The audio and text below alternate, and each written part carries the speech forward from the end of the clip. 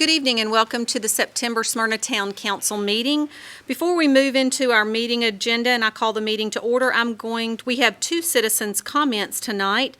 Our first one is from Paul, and Paul, if you will come forward.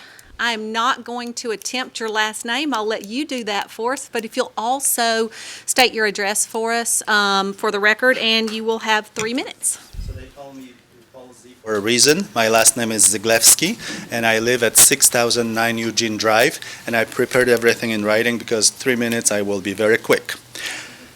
Rezoning request referenced by Rutherford County Tax Map 32, Parcel 507, consisting 20.84 acres, affects me and my neighbors in negative way. Currently, Zone 1 would allow approximately 20 homes to build. Lack of the back road makes this project burdensome for me and the residents of Potts Crossing. There is only one road for construction traffic, which is located next to my bedroom's windows. I would have to construct sound barrier to alleviate that. Who is going to pay for this? Changing to Zone 3 would allow construction of 60 to 80 dwellings. This nightmare of a construction process, including traffic congestion, presents serious concern for the nearby residents. After 3 to 4 years of construction, new residents will add stress to already congested subdivision. I did short survey and asked 10 property owners affected by this request. 100% answered they do not want additional traffic and are opposing this rezoning. It is unsafe to develop such a large housing density on the deadlocked land with only one road to get in and out. Imagine in case of accident roadblock, this would be a classical disaster for emergency vehicles to get there. Unless developer plans to build a helicopter patch to solve this dilemma, who knows? Blair family will not provide any free access road from the back of this developing property. Do not expect Laverne to help you solve this problem either. Let's discuss real issue here. Smyrna is known as a place which lacks sophistication, gently speaking. Professionals working in Smyrna are complaining that they can't find suitable housing. Real estate agents are directing all above to Franklin and Brentwood. You have got a chance here to create desirable housing with close proximity to Stonecrest Hospital. 150 physicians have privileges at that hospital. How are you going to convince them to live in Smyrna? Larger houses, bigger lots, decent taxes for the city, and only few will complain about small addition to the traffic. Win-win for everybody, including the developer. No to rezoning. That's all my comment. Thank you very much. Thank you. This is a rezoning request that has not come before this board yet. It will be under new business tonight, so we can discuss it at that point. Okay, next, citizens' comments. We have Taylor Loyal from Second Harvest Food Bank. Taylor, glad to have you. Thank you. Thank you all for the opportunity to be here. I'm here tonight to talk about Hunger Action Month. September is Hunger Action Month, and Second Harvest Food Bank of Middle Tennessee, which we now have a facility right here in Smyrna. We join food banks across the country in trying to raise awareness about hunger in our community. A lot of people may not realize it, but in Middle Tennessee, 1 in 8 people are food insecure, including 1 in 6 children. And that means right here in Rutherford County, about 12,000 kids are going to go to bed hungry tonight. What Second Harvest does is we've been serving Middle Tennessee for 41 years now. We go out to grocery stores, to farmers, to food manufacturers, and we actually purchase a lot of food as well. We collect this food and we bring it to our facility. Today at our facility in Smyrna, we had a 4-hour volunteer shift where we were putting disaster relief boxes together. But we bring the food there, we sort that food, and then we distribute it out to about 450 partner agencies across our service area. So these partner agencies, they're places in Smyrna like Highland Heights Church of Christ, St. Luke's Food Pantry, and a lot of schools. If I have time, I just want to tell you guys a quick story. Recently, we did a large food distribution at one of the schools here in Smyrna, and we actually had teenage kids that were coming and were helping us unload the truck. We had a tractor trailer of about 20,000 pounds of food there that we were going to distribute that day to people in this community who are hungry. And we had teenagers there that were helping us unload the truck and set up. And I was just kind of watching them, and I was so impressed with these teenagers and how hard they were working on a Saturday morning to get this done. And after they unloaded all the food and set up all the tables and people started going through the line, I noticed that one of those kids went and got his mom and got in line as well to get food. Second Harvest Food Bank of Middle Tennessee is working very hard to reach kids like that and families like that. We distribute about 2.5 million meals every year just in Rutherford County, but we need your help to do more. There's still lots of kids like that and lots of families like that need help. So if any of y'all or anyone who's watching, if your family or your company or your church would like to support us, we're at 1958 Almaville Road, just past Legends. Love to have any of y'all out. I know some of you have been already, but love to have any of y'all out for a tour just to shed some more light on what we're doing. What if a group or an organization wants to volunteer? What sorts of opportunities do you all have for volunteering? So the biggest need right now is to sort that food that comes in. We have 3 to 4 volunteer shifts every week. You can go to secondharvestmidtn.org and you can see on there all the volunteer shifts that are available. Do you have to have a large group to be able to do that? We have one woman who comes every Wednesday, and she has since the day we opened, and that's her exercise for the week. And she comes out. They're 2.5-hour volunteer shifts, and we work pretty hard. I will tell you, as a former kindergarten teacher, it is really difficult to start a morning off to see little kids that are 5 years old in your classroom that are hungry.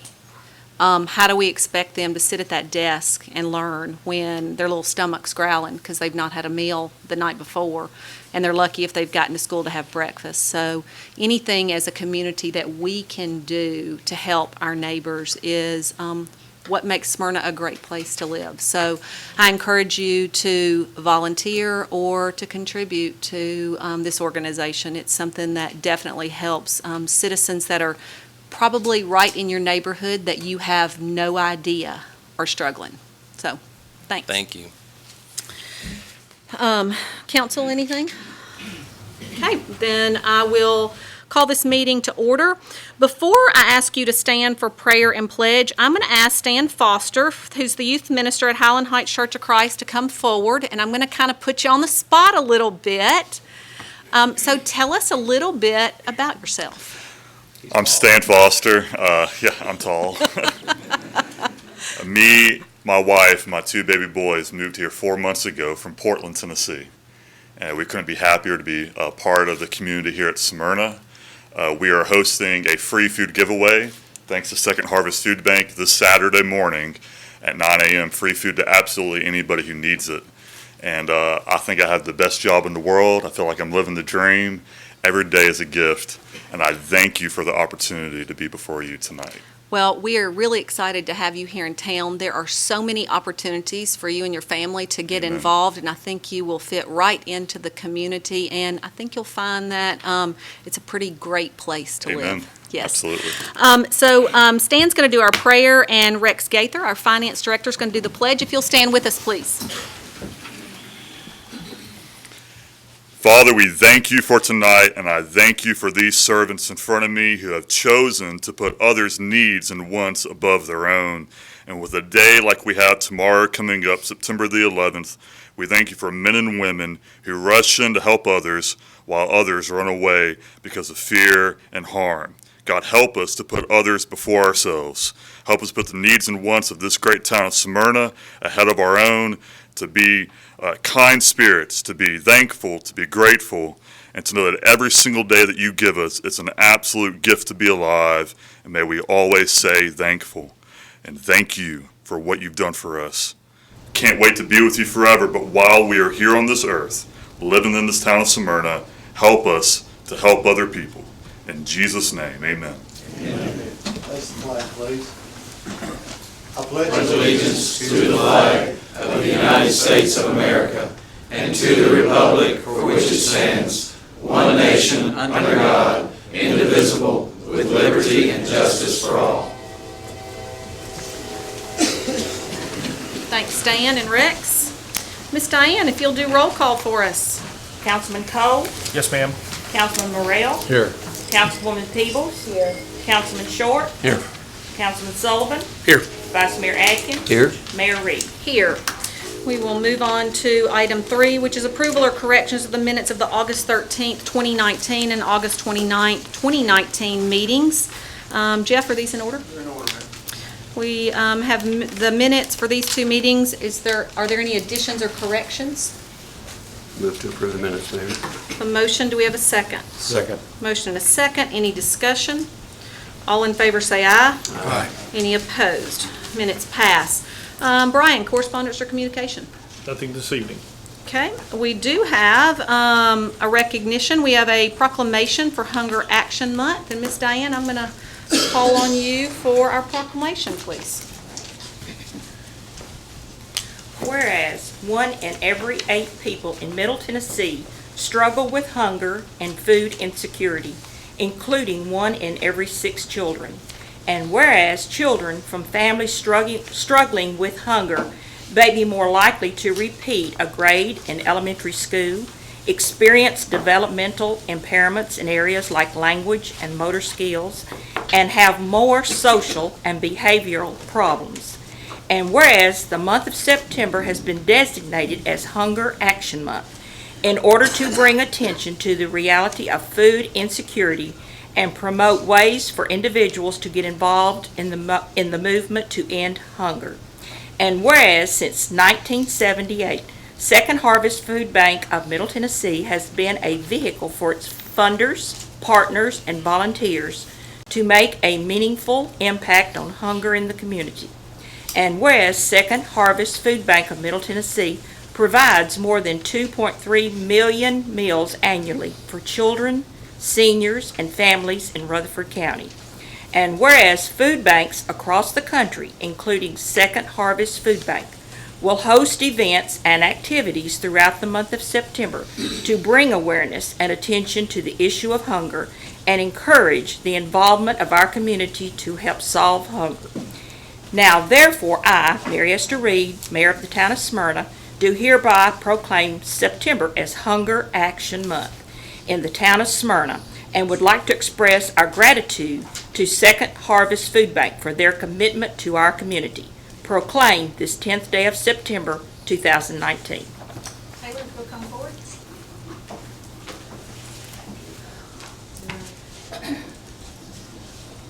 They fight over who gets to make.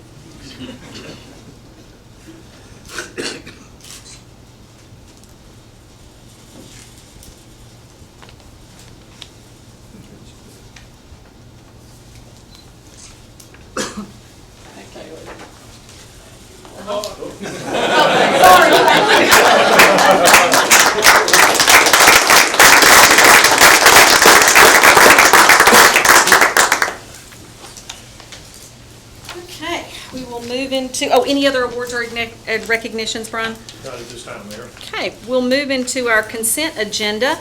And these are items that are determined by the town manager to be routine matters and don't necessarily need discussion. But if there's an item that a council member would like to pull off and discuss individually, we can do that and vote on it separately as well. There are quite a few items under the consent agenda tonight. I do like to read each one of these just so those in our viewing audience as well as those here in the audience know exactly what we are voting on. So just be patient with me. Item A is approval of the terms of and authorization for the mayor to execute a field trial agreement with Axon relative to the testing of the TASER for the police department. B, approval of the terms of and authorization for the mayor to execute a contract with Tyler Technologies relative to the My Civic app for the police department. Item C, approval of the terms of and authorization for the mayor to execute a professional services agreement with SEC Incorporated relative to the Chevy Chase Drive drainage study. Item D, approval of the terms of and authorization for the mayor to execute a contract with Blink Network LLC relative to the installation of the new electric vehicle charging stations at Town Hall and Smyrna Event Center parking lots. Item E, approval of the terms of and authorization for the mayor to execute a contract with ATC Group Services LLC relative to the pavement recommendation for Fire Hall 4. Item F, approval of the terms of and authorization for the mayor to execute a contract with Miracle Recreation relative to the installation of the playground equipment and replacement parts at Lee Victory Recreation Park. Item G, approval of the terms of and authorization for the mayor to execute a contract with Miracle Recreation relative to the installation of Cedar Stone Park Playground. Item H, approval of the terms of and authorization for the mayor to execute a contract with Charles Watkins and Company relative to asphalt sealing and striping at Lee Victory Recreation Park, the Rotary Soccer Park, and Pioneer Park. Item I, approval of the terms of and authorization for the mayor to execute a contract with United Communications relative to fiber network. Item J, approval of the terms of and authorization for the mayor to execute a renewal contract with MR Systems Incorporated relative to preventative maintenance and repair services for the water treatment plant instrumentation and controls, telemetry equipment, and SCADA software and hardware. Item K, approval of the terms of and authorization for the mayor to execute an agreement with Taylor Farms to pay half of the cost relative to sewer upsizing.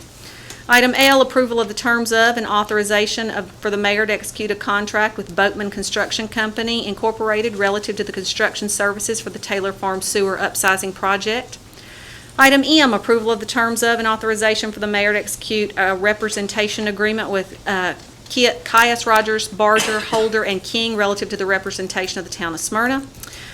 Item N is approval of the terms of and authorization for the mayor to execute a contract with the Greater National Regional Council relative to the Arts Build Communities Grant from the Tennessee Arts Commission. Item O, approval of the terms of and authorization for the mayor to execute a contract with Corrections Software Solutions, LP, CSS, relative to the data processing services for the in-house criminal probation department. And item P is approval of the terms of and authorization for the mayor to execute a contract with Tyler Technologies relative to the court software. Is there an item that council would like to pull off and talk about separately? Seeing none, do I have a motion to approve the consent agenda? I move we approve. A motion and a second. Any discussion? All in favor say aye. Aye. Any opposed? Consent agenda passes. We'll now move on to old business. Tonight we have 6 public hearings. Our first one is consideration of an ordinance relative to the rezoning of property located on tax map 34G, Group C, parcel 4.00, containing approximately 1.46 acres. It's requested by FS Smyrna LLC to go from C2 to PCD. The property is located at 1021 Sergeant Asbury Hahn Way, and this is a second reading. Kevin? Yes, Mayor and Council, this is a rezoning request for some property. It is on Sergeant Asbury Hahn Way. It also has frontage on Nissan Drive. It's about 400 feet south of the intersection with Ken Pilkerton Drive. Land use plan would support commercial development in this area. Surrounding zoning is all C2. This proposed PCD is for an automotive repair facility. Proposed building is 6,116 square feet. It has 8 repair bays. Did include the pattern book that was submitted. And the Planning Commission did review this and it did recommend approval unanimously. Questions or comments for Kevin on this? It's already been through first reading and through workshop. Mayor, I will not be voting on this one. Okay. Anything else? Okay, this is a public hearing, so I'll go to our audience to see if there's anyone here to speak for or against this item.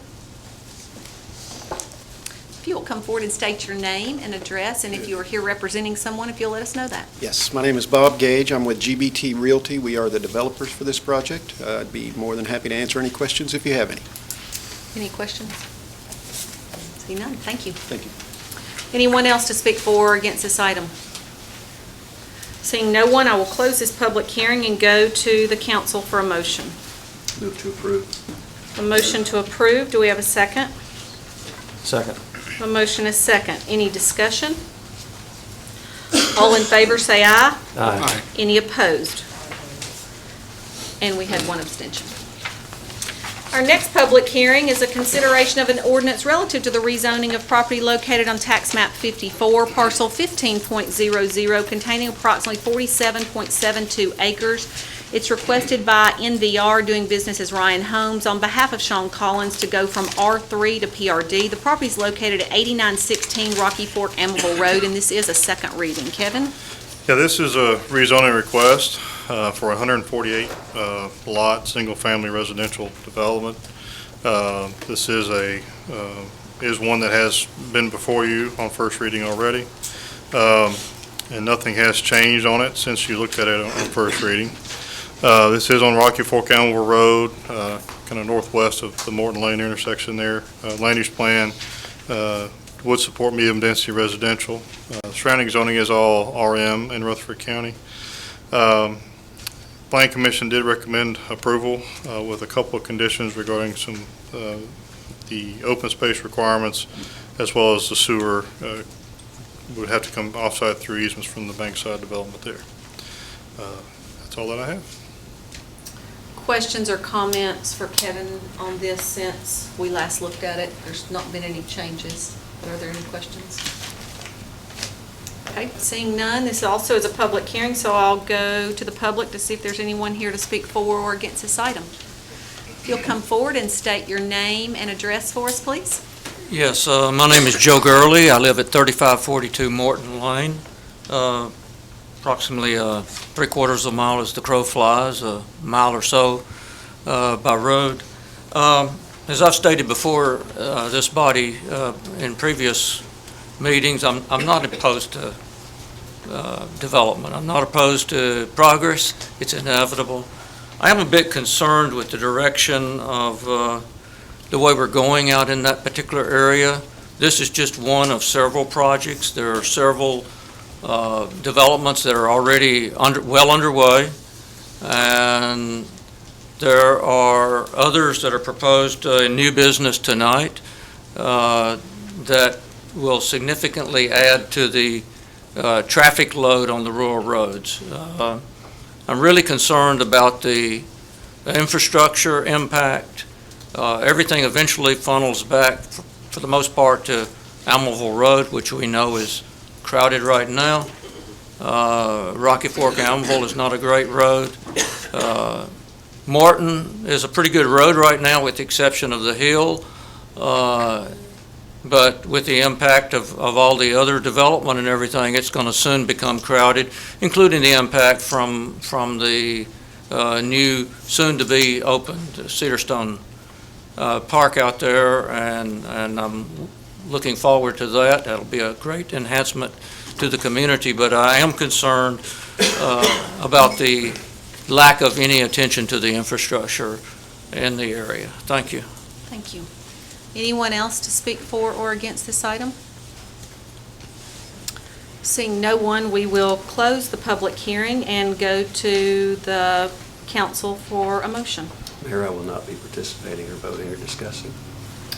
Do I have a motion? I move we approve. Do we have a second? Second. Motion and a second. Any discussion? Well, just to say that when we look at these different subdivisions, I'm going to disagree slightly with the commissioner is that we do look at road enhancements, we do look at how we move people in and out, and we realize, again, with the Stewart's Creek school complex that you're very familiar with, that this is a highly desirable area to build. We brought this in as a PRD.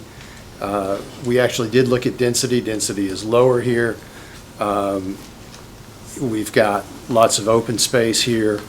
It's a good project. The development, or developers rather, made it a point when they brought this in to look at it and look what would actually enhance this area. And Tim, I agree, and Commissioner Gurley, I'm glad that you've come before us tonight because we're going to call on you for help. Because Almaville Road is a state highway and our hands are somewhat tied. We need our state legislators to help get behind us, to help us get something done with Almaville Road. Brian and I just had an email back and forth today discussing multiple roads that were PDOT projects for the future, and this was one of them. And we need to make sure our legislators know that this is the next Jefferson Pike. This is the road that we need to be pushing for because this is where growth is going. And everybody sitting in this room tonight can help us with that. It's not just our voices that matter. Each one of yours do as well. And the more that they hear that we need help from different individuals, the faster that's going to happen. So, Brian, do you want to talk a little bit about the diverging diamond at Amaville and where we are in that process? Well, I wish I had some news to tell you that we were moving forward today with it, but that's not where we're at. But it is in a project package with TDOT right now with the federal government on the federal funding. Their year runs October through September, and in this past year, they've done the preliminary study. We anticipate October 1st that the projects that will be going forward, which we're pretty sure Amaville Road overpass will be one of, will then be funded next year for the engineering study.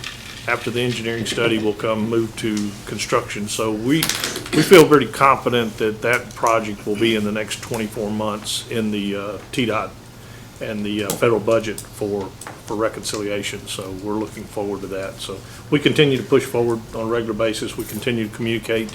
In fact, even today, I had some conversations with Senator Don White, talking about doing some meetings here on the north end with the legislative body and with the commission and with the individual town councils from the north end to talk about next year's legislative agenda and what needs to be on it. So we continue to foster those relationships and move forward. Well, and it's really kind of, if you don't do this every day, or are not involved with it, it's kind of hard to understand. Our hands are somewhat tied on state roads. They're TDOT projects, so they're done with the state at their timeline and going through their hoops. Is that a good word? Working through the partnership, Mayor. Working through the partnership. I like to Okay. call it a budgeting process. Budgeting process.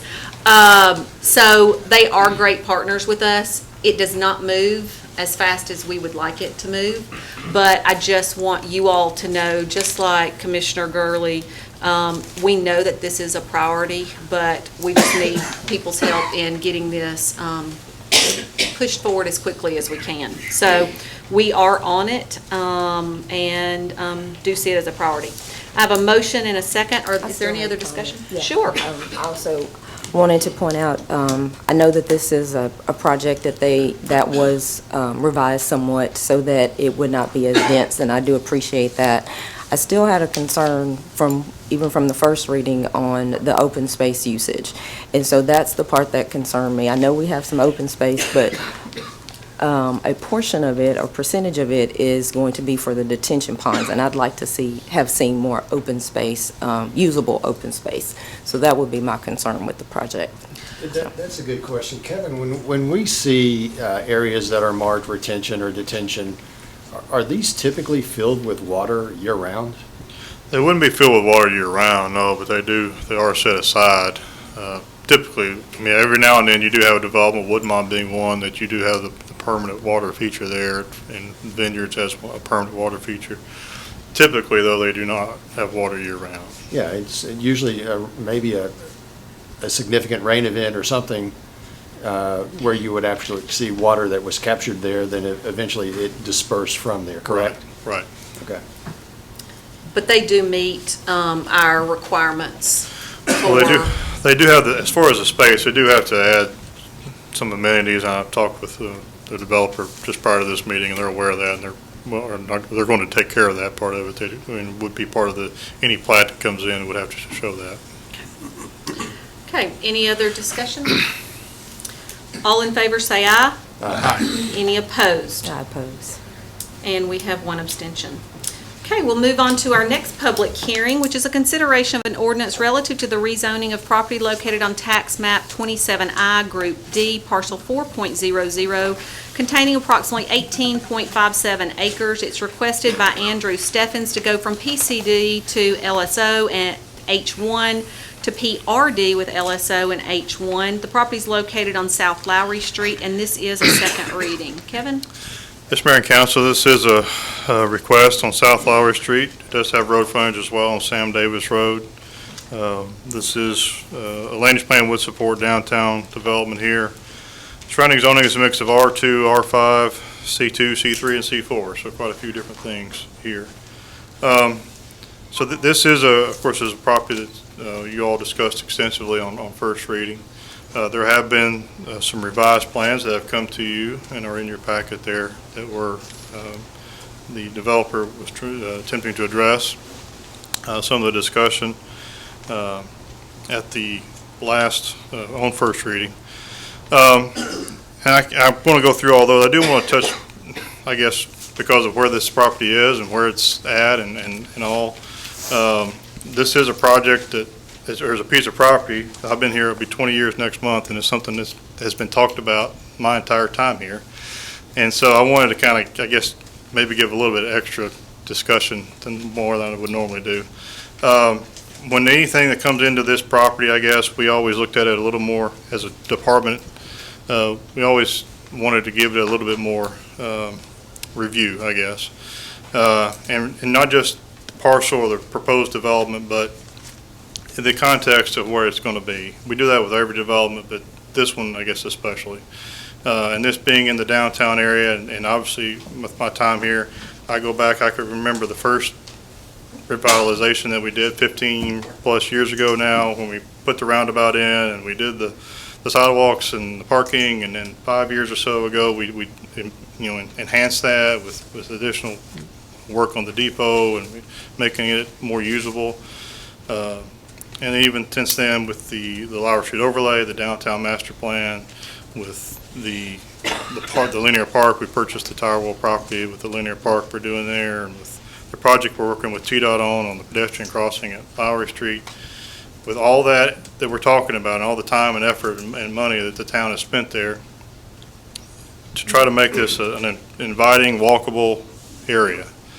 And so when a development is proposed on the 18.5 acres, a large vacant tract there that's nearest to the downtown area, obviously we wanted to make sure that development would fit with all this other projects, existing projects and to-come projects that the town's been working on there. And so I guess that's how we evaluated it. And so we worked with this developer quite a bit to try to make this development one that would fit the vision that the town has had for the downtown. So as a department, as a planning department, your planning director, I do feel like this development, along with the planning commission recommendation, I feel like this development fits that area. So from the technical, I'll go back now, get off my my opinions, I guess, there, and go back to the technical recommendations. This is PRD is a request for 308 apartments. We did include the revised information that was sent to you late last week. The Planning Commission did recommend approval with 4 conditions. One, to submit a traffic study in compliance with the zoning ordinance. That has not been submitted yet. It is underway. Number 2, the developer shall add parking to the site in compliance with the zoning ordinance. That has been taken care of, and they do meet the ordinance now with regards to parking.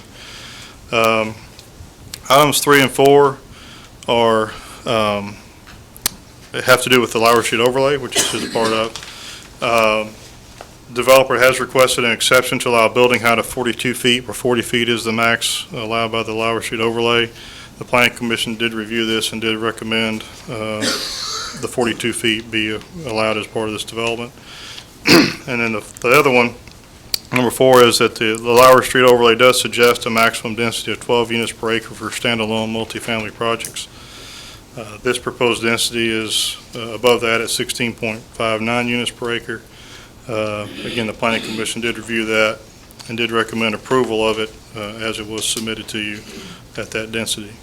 The additional information that came in since first reading is in your packet. There was a letter there that was in your packet. I will go through that just for the audience and everyone else who hasn't seen that. Again, number 1 under that, the response regarding the traffic impact study, that study is underway and will be completed and reviewed as a part of the site plan application. The entrance on Sam Davis Road has been revised to provide more distance between the entrance and the adjoining property to the north. That was something that was discussed last month. Additional landscape buffer and a fence or similar barrier are proposed between the entrance and the adjoining property.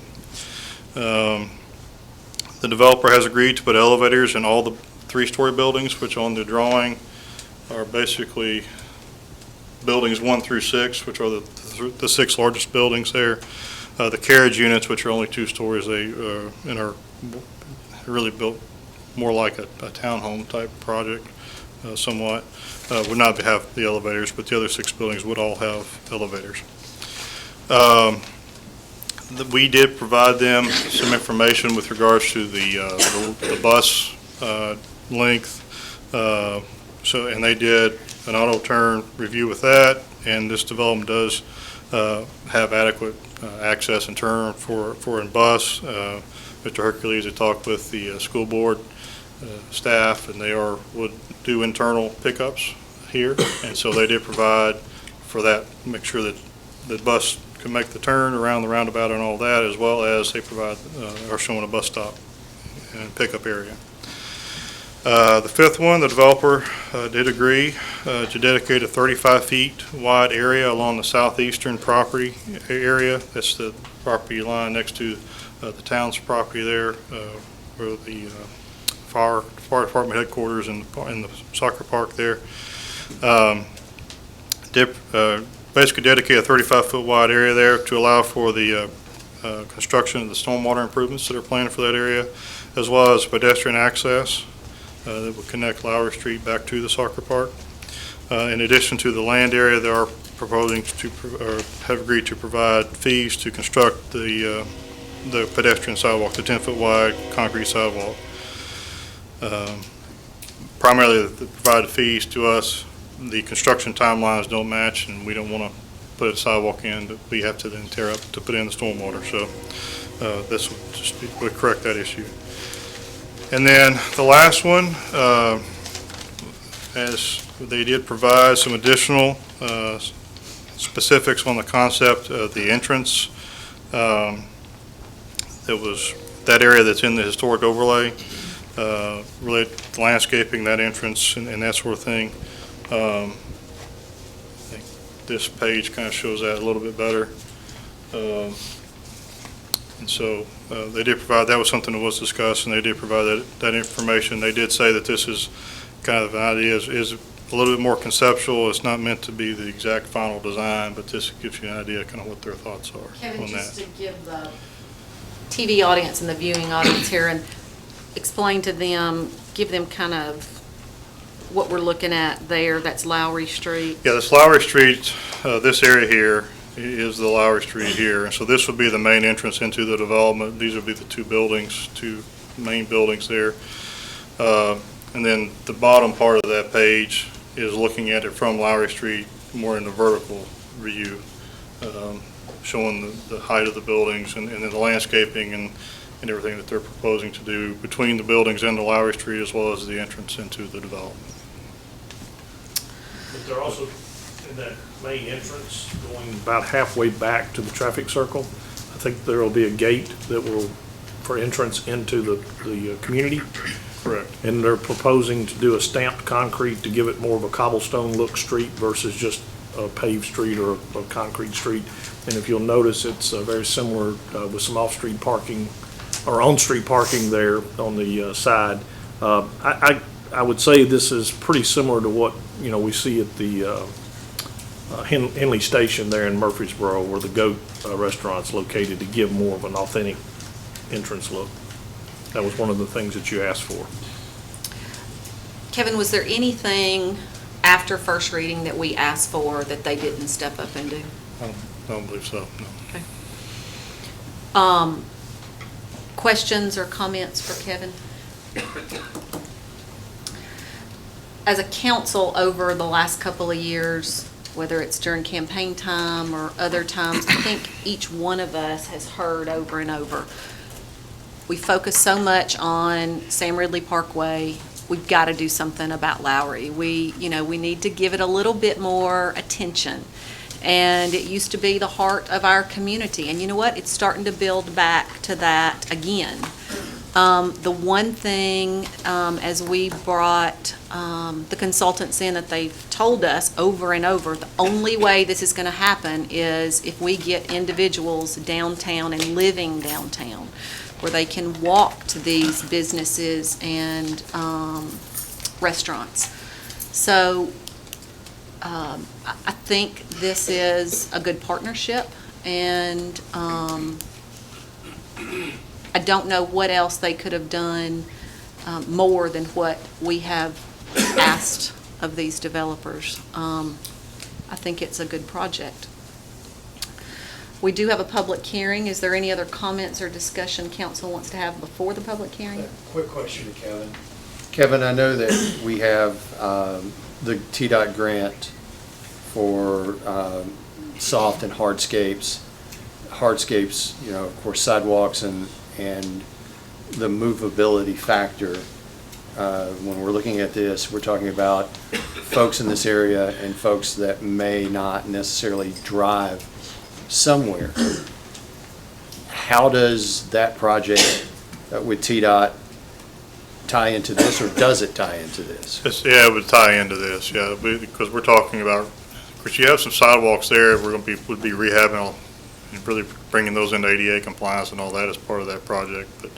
But certainly this would tie in directly to the sidewalk project that we're talking about there.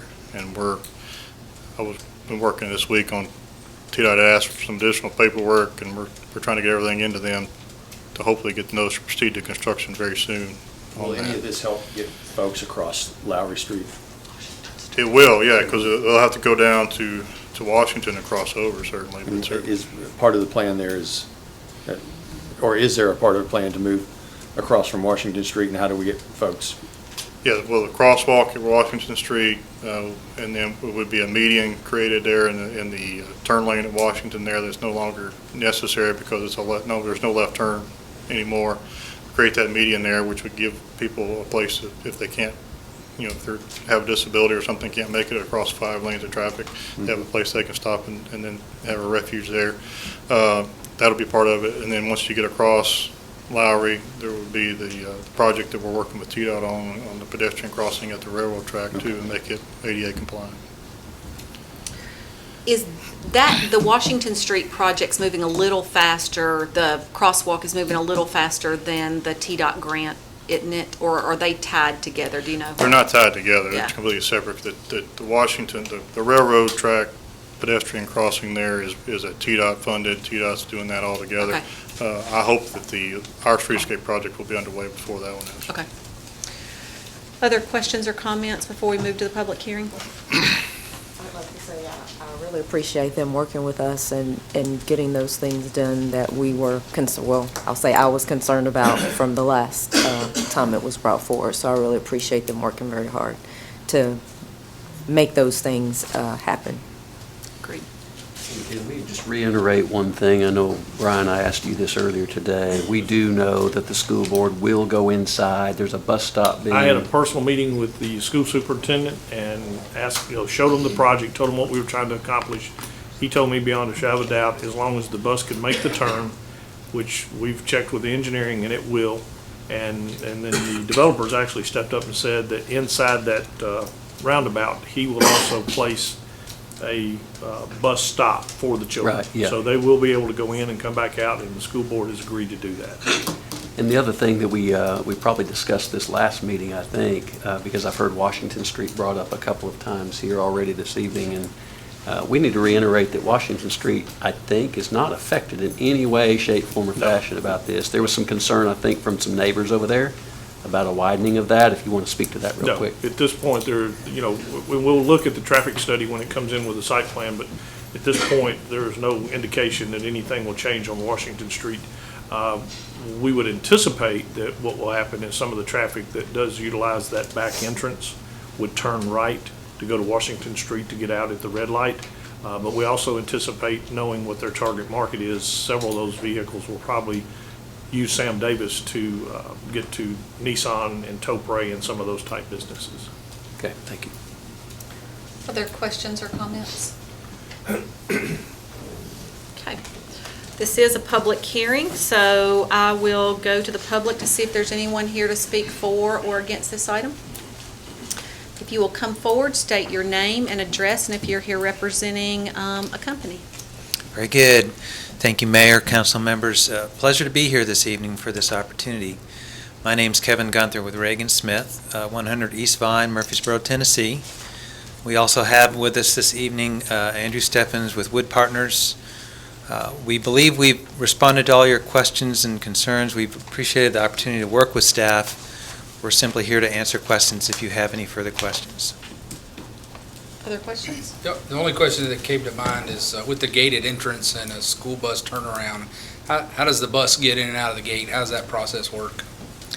In the past, other projects where we've had that scenario, there'd be either a passcode or some type of arrangement with the driver of the school bus to make sure they have access. So we'll have to work that out. Yes, sir. Other questions or comments? No, I do have a comment, and Kevin, I spoke to you on the phone yesterday, told you that I thought it was a good project. I want to thank all of you guys for, one of the things that I kind of pushed for was the elevators in the 6 buildings.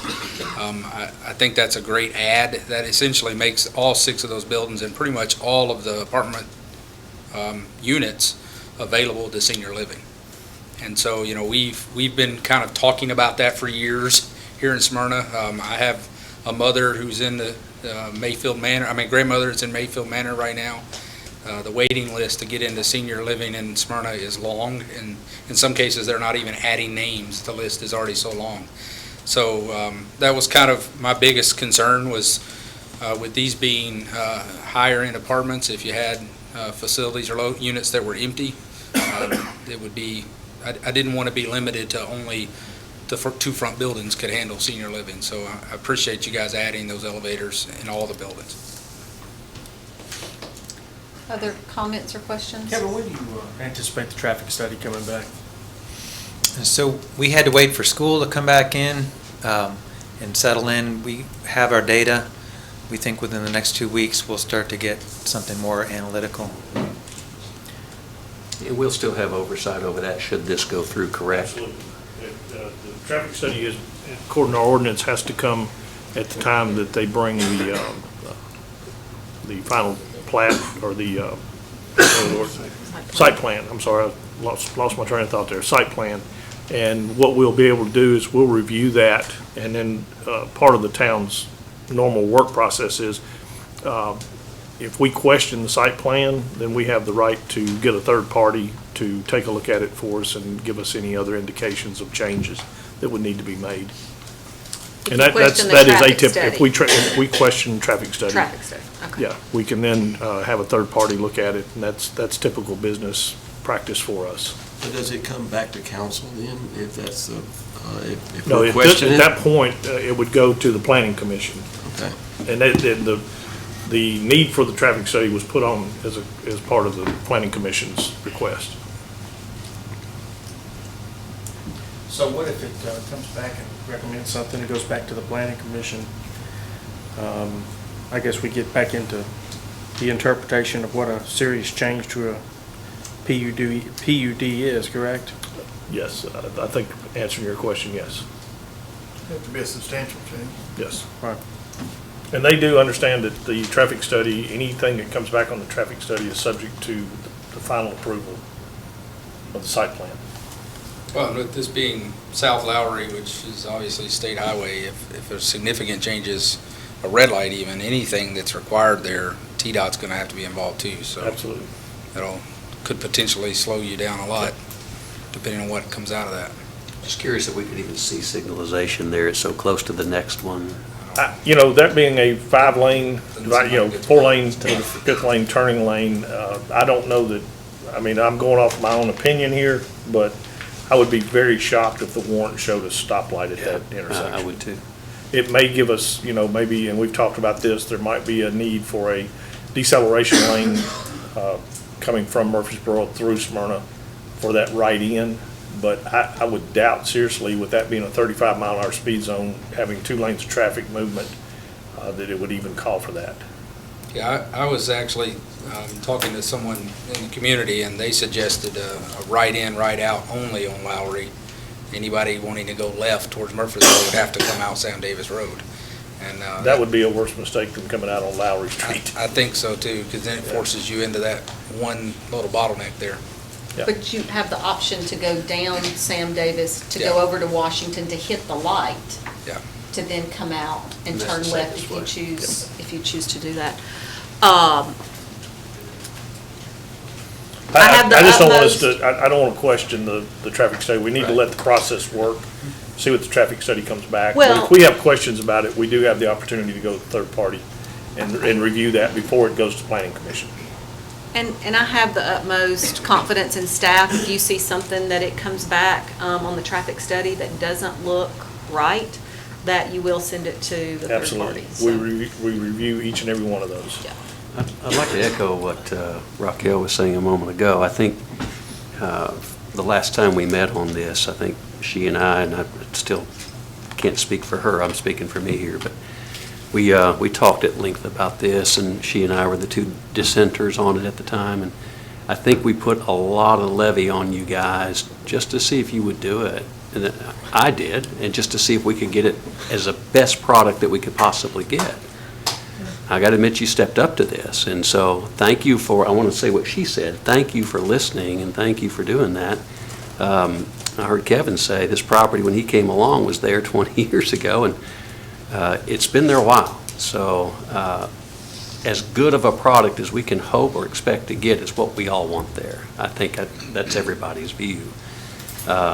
Before Brian was here, previous town managers, both of the ones that I've ever worked under or with, and different mayors, were all of the same opinion.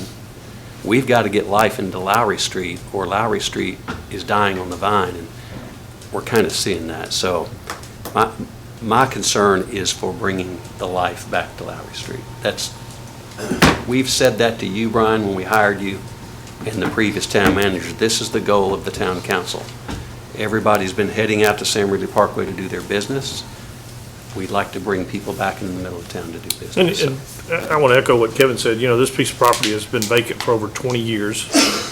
But if I'm not mistaken, some of the research we did, this would also be the first actual significant investment on Lowry Street in over 30 years, as far as new buildings and something that would bring life back into the overall Lowry Street product. And, I've reached out and talked. I know David Huddleston with the real estate firm that's been representing this property, and I shared this information with you, and I want to make sure that the community hears this. We had over 29 merchants from downtown support this because they understand the value of people sleeping and living in this area and walking and doing business greatly, enhances with this project. And that's an economic development factor. At the end of the day, any revitalization, anybody that's going to be interested in bringing a new restaurant, a new, as we see some of these brew pubs and those kind of things, anything like that into this district, it's going to hinge on the number of people living in that area that has walkability. And this is a great opportunity for us to achieve that. So I would echo what I've heard several of the council members to say, and, as I remind you on a regular basis, I don't get a vote. I just, get to work through the process. That's usually not what you It's not what you say. That's not what you say. You might want to back up. I appreciate it. Yeah, I was being correct here. But, this is a great project to help us really kickstart that revitalization of that downtown. And that's an important part of our community. And I like the way the mayor said it, it's kind of the heart of the community. And, there will be some people that would like to see Smyrna stay this little town and, keep that small town feel. That's okay. But if we continue to want to grow and have some of the things that require tax dollars to support, we have to look at this growth, and we have to look at it in a very, positive way. And I think as far as a product on that site, this is probably one of the best things we've had in a long time come across the desk from the staff's point of view. So just want to share those comments.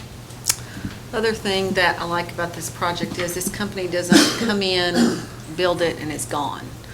They come in and are invested in our community, and I consider it a partnership when we do business with a development like this, or when we do business with individual businesses. They become part of our community, and based on the things that I've heard and seen in other communities, that's what this company wants to do. They want to be a part of our community. So, other questions for this, Kevin? No? Yeah, you Yes. know what they're gonna call it? Smyrna multifamily? No, sir. Right now, Alta Depot is one of the names on the table. Say it again? Alta Depot. Depot being after the Depot District. Did you say Alta, A-L-T-A, or U-L-T-A? Yes, ma'am. A-L-T-A. A-L. That's just a name on the table. I couldn't guarantee it. Okay. Anything else for Kevin? Okay, is there anyone else here to speak for or against this project? If you'll come forward and state your name and address, please. Thank you very much, Mayor. Dan Upright, 114 Seward Street, Smyrna, Tennessee. And yes, I'm dual role, but I live here too. From what I know as a layman, it seems like a really nice, high-end, solid project. I like the, how much do you love me? That was good. I'm glad for that. Early on, they said, well, there's no commerce in it, and they said, well, we don't do commerce, and that's fair. But if you're going to have a long-term relationship with the community, maybe you've got cute sisters, that might want to marry in.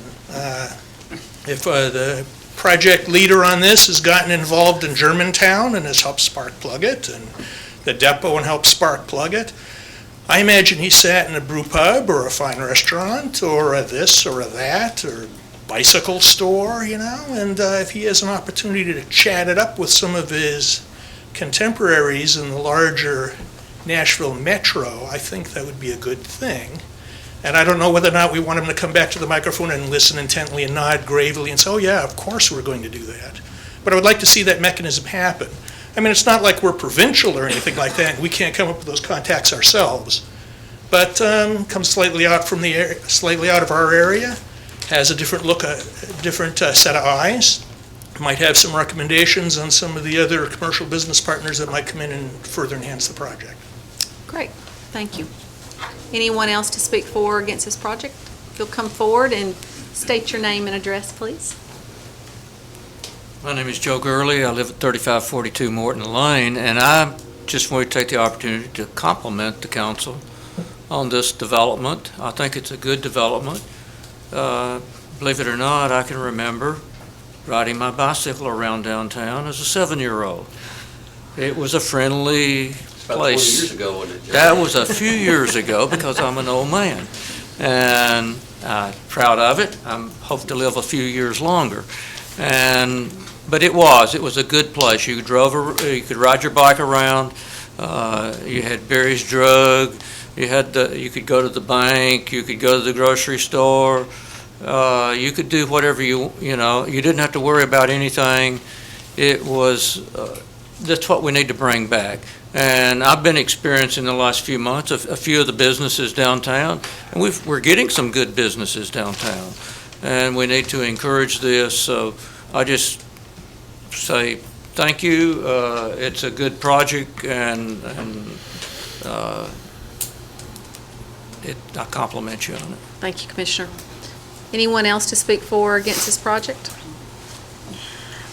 I think Dan was pointing to me a minute ago, so. You'll state your name, address, and if you represent a business or an organization. Mayor, my name's Ron Alley. I'm the CEO, founder of Carpe Artista, which we have 2 buildings in the Depot District on Front Street, the Carpe Cafe and the 101 building that we've invested in as a nonprofit organization in the arts, and have invested the last 9 years into the vision of the Depot District and its revitalization and trying to bring the arts into that area and that kind of quality of life.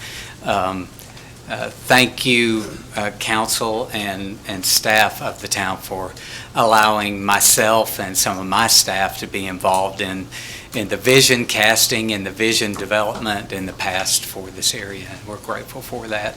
But as you said, the things that we heard from consultants all the way through was we need to increase the density of the population in that area in order to support the kind of businesses coming into those retail businesses. Matter of fact, we just saw one leave the area that we didn't want to see leave the area, the In Bloom Boutique, which is exactly what we want to see in that area, but they simply left because there wasn't enough traffic for them.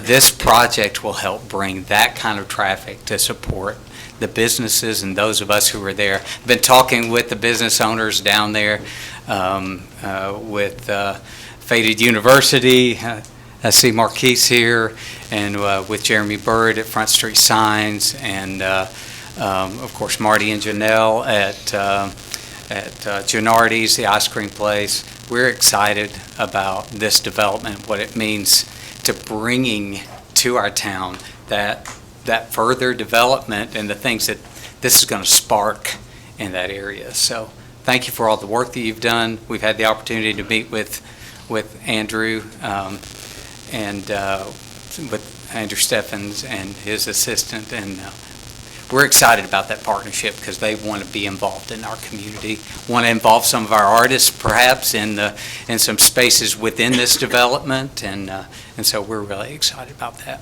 Great. Thanks, Ron. We appreciate all the work that Ron and everyone involved down there. You talked about this being the spark. You all have been the ones that have been the spark for Front Street. When I go to an event downtown, it reminds me of going to the Senior Citizen Center. We would have cakewalks and we would have events where we all got together, and we talk about the town of Smyrna being 50,000 people, but we still have that small town feel, and that's what we want to keep here. That's what keeps people wanting to move into the town of Smyrna. Just because you have a new facility like this doesn't mean we have to lose a small town feel. That's up to us. And I think we can have both, and I think we can even make our small town feel even better than what it currently is. So anyone else to speak for or against this item? Seeing no one, I will close this public hearing and go to the council for a motion. Motion that we approve. Have a motion. Do we have a second? Subject to any conditions? Yeah, I was going to say, do I need to add conditions, or are they in there since they're documented? Talking about the traffic group? Well, not just the traffic, but all the other planning conditions. It doesn't hurt to say as presented, but obviously that's what was presented to you was with the traffic studies. Yeah, so I'll amend my motion to include the recommendations that have been presented, including the traffic study. Okay. We have a motion on the floor. Do we have a second? I'll second it.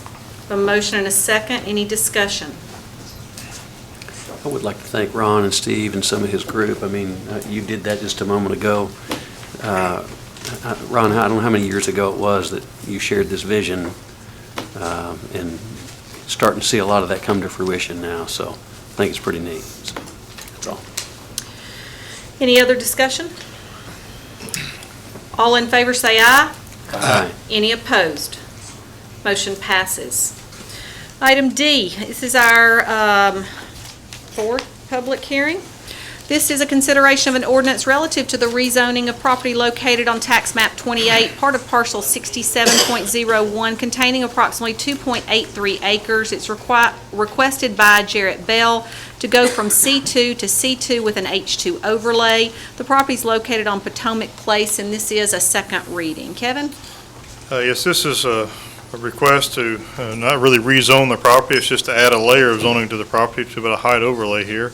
It is at the corner of Potomac Place and Cheney Road. Land use plan would support commercial development here. Surrounding zoning is a mix of R6 and C2.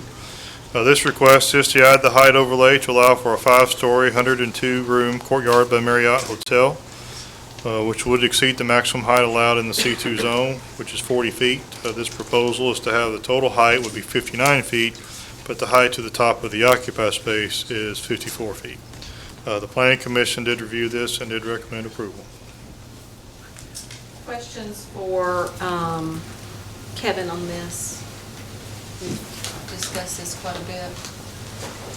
Jerry, do you have a question? Yeah. You were given a question. Yeah, Kevin, and I sent you a note. There was some people that had asked me the question about the drainage and I guess the trees and those types of things, and there was concern there. So could you address that, please? Yeah, there was a concern, a couple of concerns. One, there is an existing drainage swale.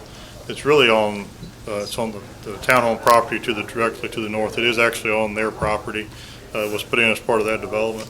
They had some concerns about the erosion there and that sort of thing. And they were also concerned about the buffer between the apartments and this proposed hotel. There is an existing tree line there. There is, as a part of the site plan approval, there was a, excuse me, a type C buffer was shown, which is and it's a row of, what was shown was various cedar trees and magnolia trees, which are evergreen trees, as well as quite a bit of lower growth shrubbery type, of evergreen type species. So that would all be included. It would be required as a part of the site plan approval that's already taken place by Planning Commission, kind of pending this height overlay approval. You know, those trees will be like 6 feet tall when they're planted, so it's not going to be an immediate buffer there, but it will be something that would grow. And certainly something I think that we could work with the developer there if there's some existing trees that could remain there. I don't know how many of those are evergreen, but any existing trees that could remain, we could probably work with them on keeping those as well, potentially. Yeah. Other questions for Kevin? Okay, and we will go to the public to see if there's anyone here to speak for or against this item. Seeing no one, we'll go to the council, close the public hearing, go to the council for motion. I move we approve. Thank you. Any discussion? I'm excited about the possibility of this project. I think it will add to Sam Ridley, and I think that's exactly the kind of stuff we were looking for when we looked at moving Prudential and, Potomac, and to get something in there, so. Okay, any other discussion or questions? All in favor say aye. Aye. Any opposed? Motion passes. Item E is also a public hearing. It's a consideration of an ordinance relative to the amendment of the text of the Smyrna Municipal Zoning Ordinance to amend Article 3, Section 3.100, Accessory Use Regulations. This is a second reading. Kevin? Yes, Mayor and Council, this is a text amendment to the zoning ordinance regarding Article 3, Section 3.100. It's regarding basically adding an additional category for residential properties that are larger than 5 acres to have be able to have a larger detached accessory building. Basically, would increase it. It's currently a 1,500 square foot max. This would allow it to go up to 24. There's also some additional language that we're doing, adding some new and deleting some things just to make sure everything, clean up any ambiguity that's there regarding what's allowed for all the various lot sizes. Nothing has changed on this since you looked at it on first reading. Questions for Kevin on this? Seeing none, we'll go to the public to see if there's anyone here to speak for or against this item. No one? I'll close the public hearing, go to the council for motion. Motion to approve. Thank you. Second? Second. Any discussion? All in favor say aye. Aye. Any opposed? Motion passes. Our last public hearing tonight is a consideration of an ordinance relative to the amendment of the text of the Smyrna Municipal Zoning Ordinance to amend Article 2, Section 2.020, definitions, to change the definition of alternative financial services by adding the words industrial loan and thrift to be the definition. This is a second reading. Kevin? Yes, Mayor and Council, again, there's no changes to this. Since you looked at it on first reading, it is Article 2, Section 2.020. It's just to add those 4 words to the definition. What this would do would require any business that would fall under the type of business category there would be added to our our alternative financial services definition, which would require them to meet the distance requirements that we have for that use that are in the zoning ordinance already. So nothing would be changing with that. It would just be adding those four words to the definition. We've had quite a bit of discussion on this with making sure we were covering all the businesses that need to be covered. And so, council, do you have any questions with Kevin for discussion? Okay, then I will go to the public to see if there's anyone here that would like to speak for or against this item. Seeing none, I'll close the public hearing and go to the council for a motion. I'll move we approve. Thanks. Second. In a second, any discussion? All in favor say aye. Aye. Any opposed? Motion passes. We are finally to new business. We have our Planning Commission report. Our first is a consideration of an ordinance relative to the rezoning of property located on tax map 34G, Group A, parcel 1.00, containing approximately 1.45 acres. It's requested by Robert Latimer to go from C2 with LSO to PRD with LSO. And the property is located on South Lowry Street. This is a first reading. Yes, Mayor and Council, this is a rezoning request for about 1.45 acres. It is on South Lowry Street. It's kind of between Stewart Drive and Southside Drive. Land use plan would support commercial development here. Surrounding zoning is a mix of C2, C3, and the PRD that was known as Southside. This proposed PRD is for a development containing 21 townhouses. Access would be from Stewart Drive and Southside Drive. Did include the pattern book that was included as a part of the request. The Planning Commission did review this, did recommend approval, 5-4-1 against. There were a couple of conditions.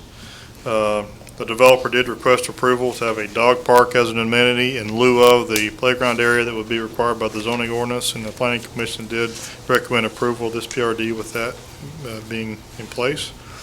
The requested density here is 14.48 units per acre, and it is recommended, as we discussed with the one earlier, it is recommended in the Lowry Street overlay for standalone multifamily developments to not exceed 12 units per acre.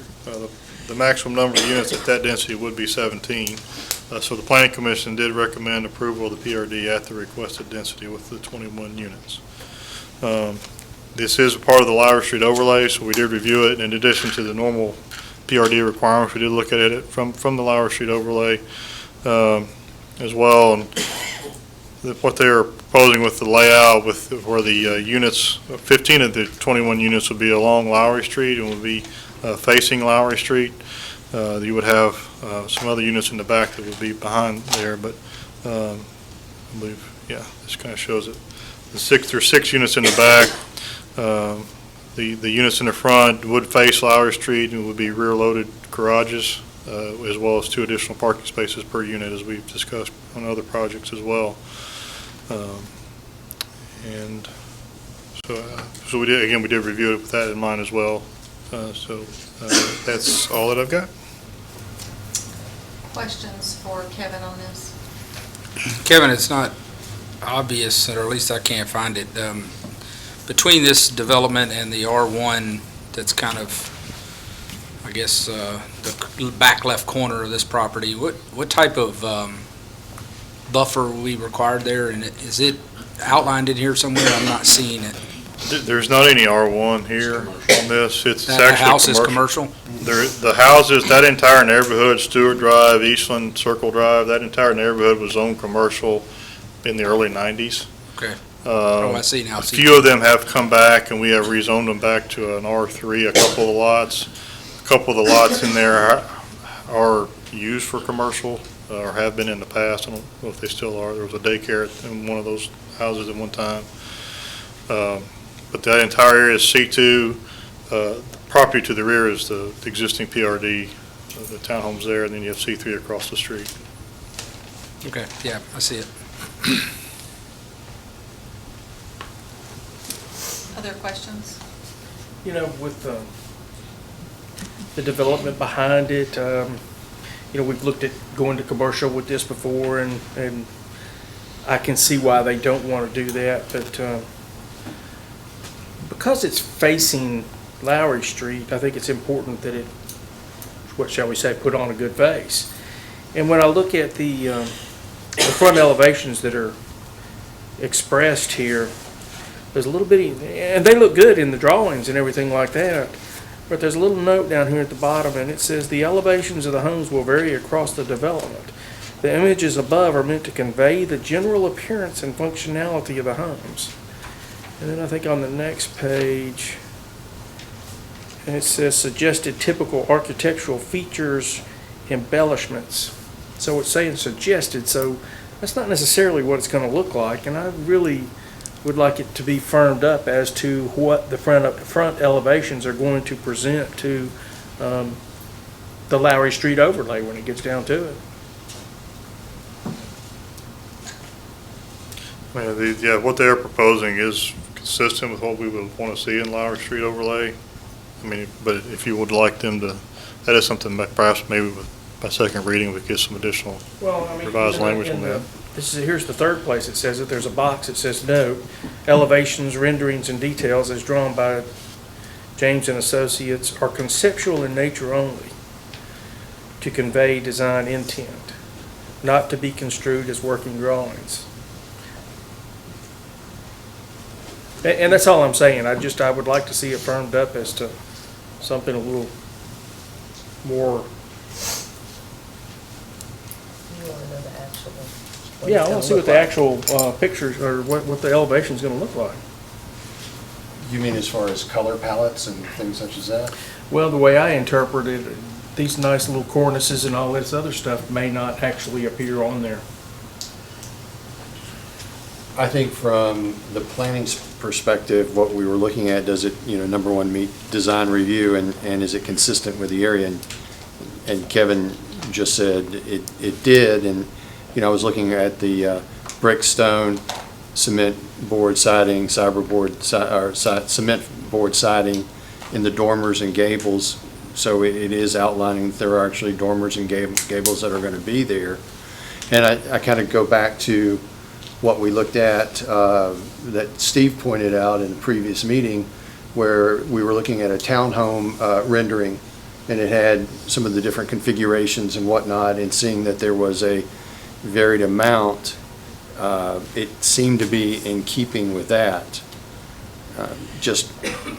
And outside of that, we've got an area that's actually lower density and ownership of the units themselves. So when I looked at it, I took into consideration some of the points you were talking about and what we had talked about in other meetings.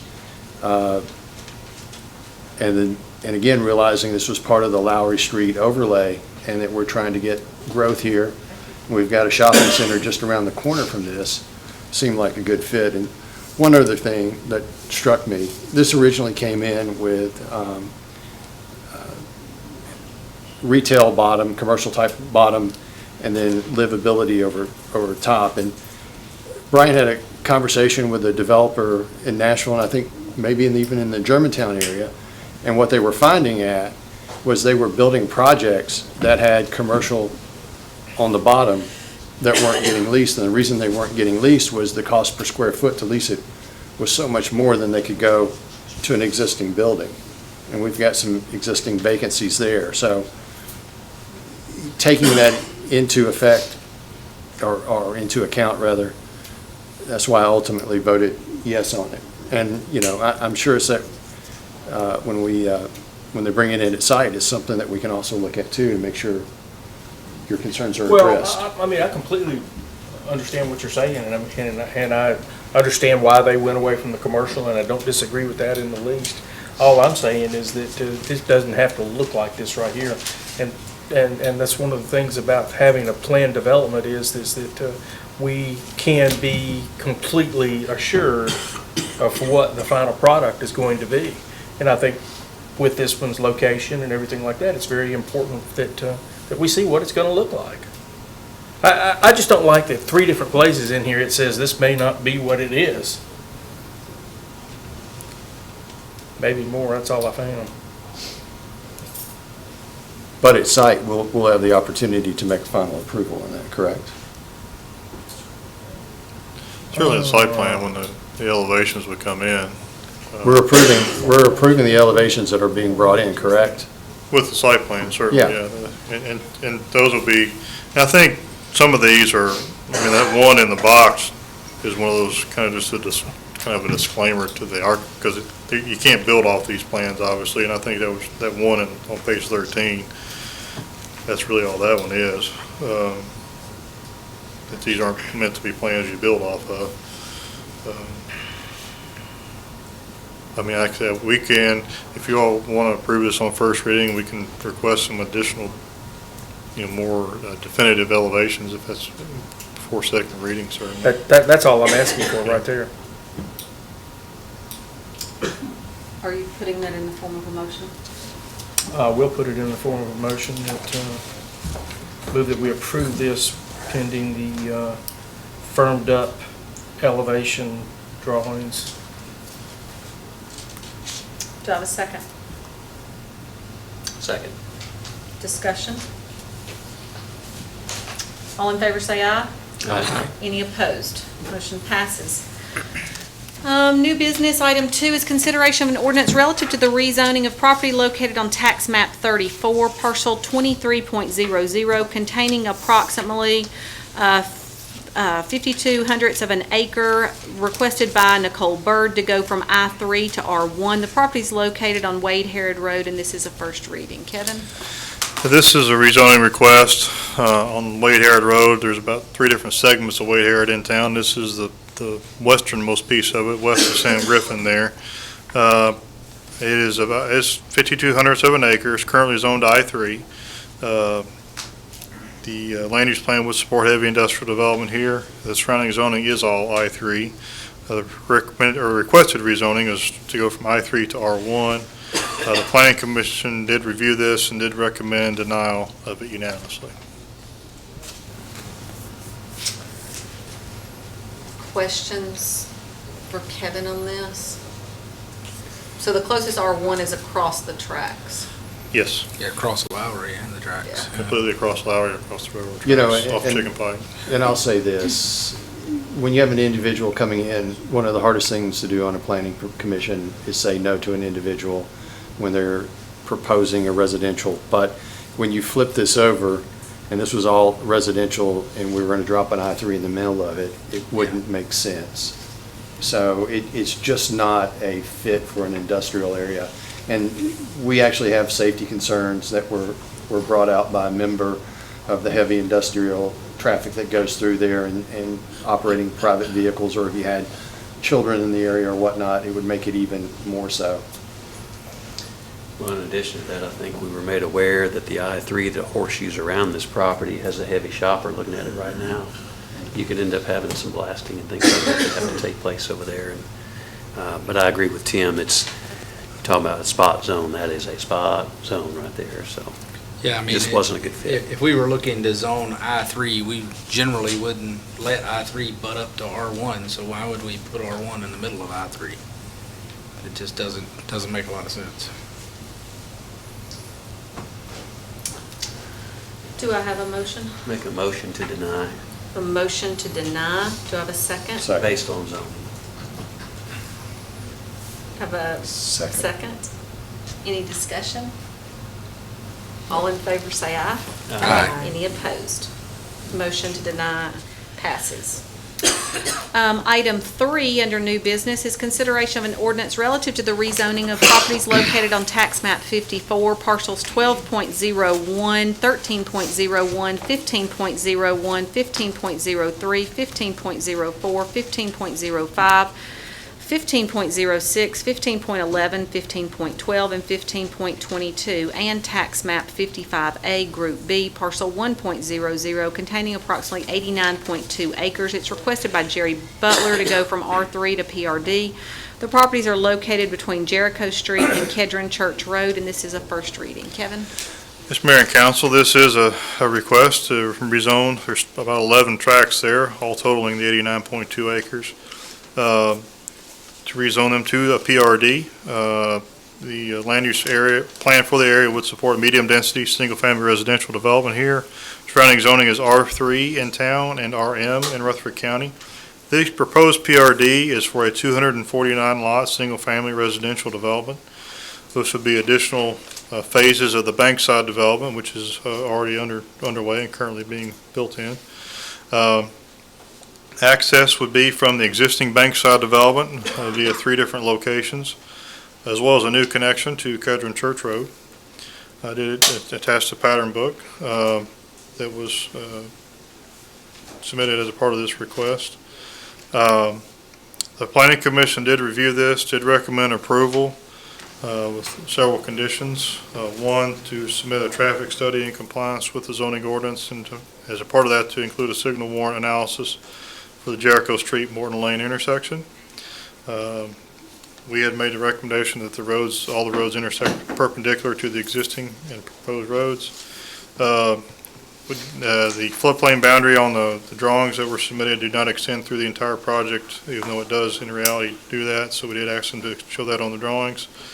Did ask them to provide some additional proposed elevations, and we did receive those, and I can hand those out to you. Asked them to show details on the proposed realignment of the Rocky Fork Almaville Road / Kedron Church Road intersection. That was shown as a part of their plan. And then adequate fire flow is not available from CD at this time. However, an upgrade is underway that would meet those requirements. So that issue is on its way to being rectified.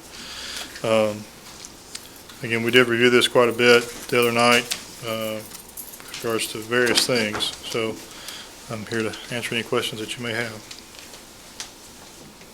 Questions for Kevin? That space that's right in the center there, looks like the island, does that belong to, is that what you guys talked about, in which they had first right to purchase if it goes Yes, for they're talking about the sale? rectangular area, kind of this development surrounds it, yes, sir. Does it belong to the other person is that the same owner there that, I guess it'd be the southeast or directly south, or is? I believe that's a separate tract of land. I don't know who the ownership is. So how does that property owner get into his property? Well, you're talking about the area in the middle? The island, The yeah. right of first refusal? They currently there's a driveway that comes from Kedron Church Road, I believe. That's how they get there.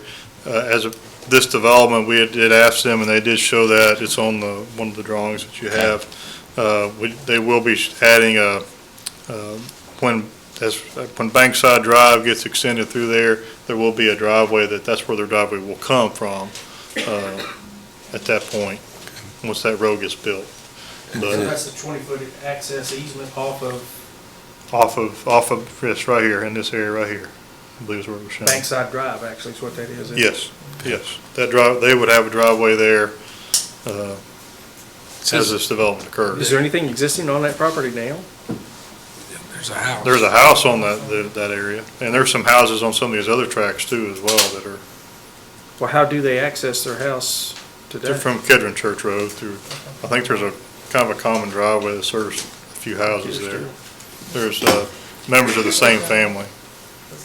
Yeah, so they are gonna have to reroute their driveway up to Bankside Road? Yes. Bankside Drive?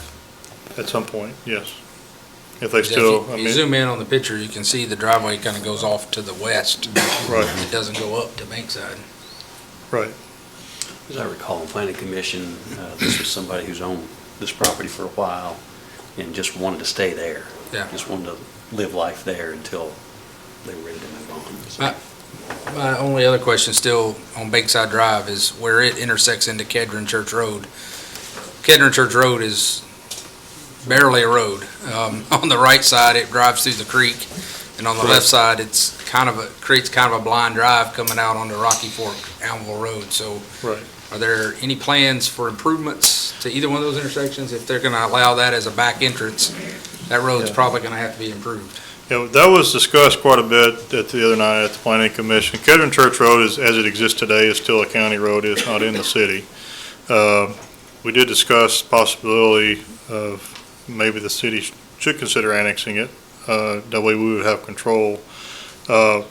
As this drawing, as the plan that they're proposing would have it, Kedron Church Road basically would be coming from Rocky Fork Almaville Road. You would come down the road as it exists. They are proposing to widen it, to make it to meet the requirements. But would basically then become the entrance in, and would kind of almost become Bankside Drive into their development. And really, the proposal, long-term, probably we need to close Kedron Church Road on the side where it fords the creek currently. It's not a safe situation, really. It probably worked 50, 60 years ago when there wasn't that much traffic. But now with all the growth in that area, it's not a safe situation anymore. It's not, to turn left back onto Rocky Fork at that intersection is not a safe move at all. Turning right's not as bad. And then, as I said in the comments there, they're proposing as part of their development that they would rework the intersection on the other side at Rocky Fork Allenville Road to straighten that and make it a safer intersection as well. It's a county road right now. If we don't annex it, it's up to the county road board really to make those decisions. So it was not recommended that we annex that road at this time. We did discuss it, but it was not recommended by planning to do that. That's something we can still do if we want to, but at this time, it's not part of this motion or this request at this time, so. Yeah, I mean, my initial thought is that by approving this subdivision, we're potentially, probably negatively impacting an alley already. So, I don't know if maybe, Brian, we have a conversation with the county about what they can do with it, or do we potentially look at a separate matter of annexing it at some point? Because I agree with everything Kevin said. It's not there's almost no safe way to get in and out of that road if you're going to come out the backside there. I would say our preference would be if this development is approved, that we look at annexation of that road. I think we need to have control of the traffic flow. Yeah, I agree.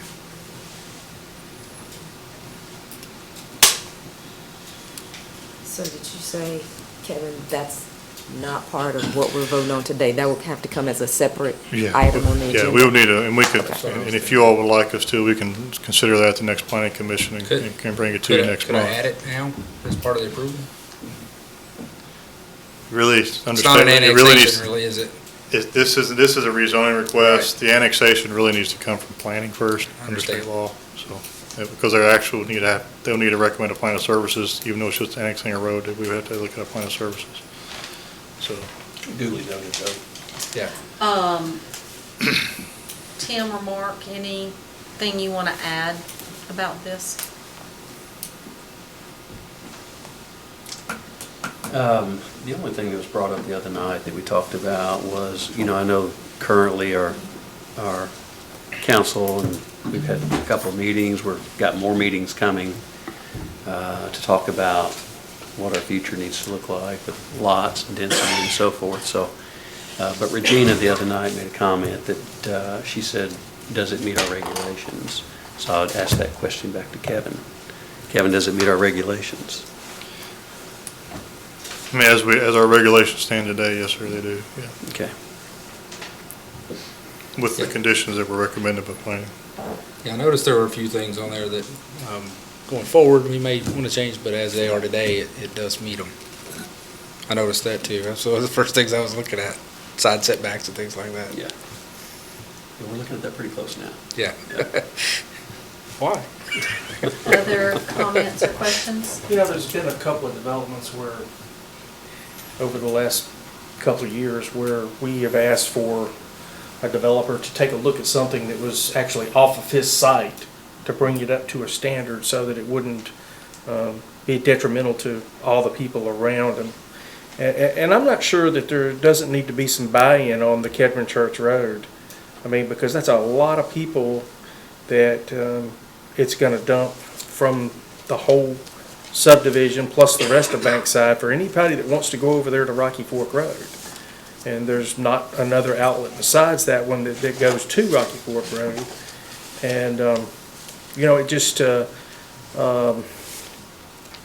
looks to me like we're biting off fixing, as Steve called it, a lane. And of course, my first impression was, well, by golly, who's going to build the bridge across the creek?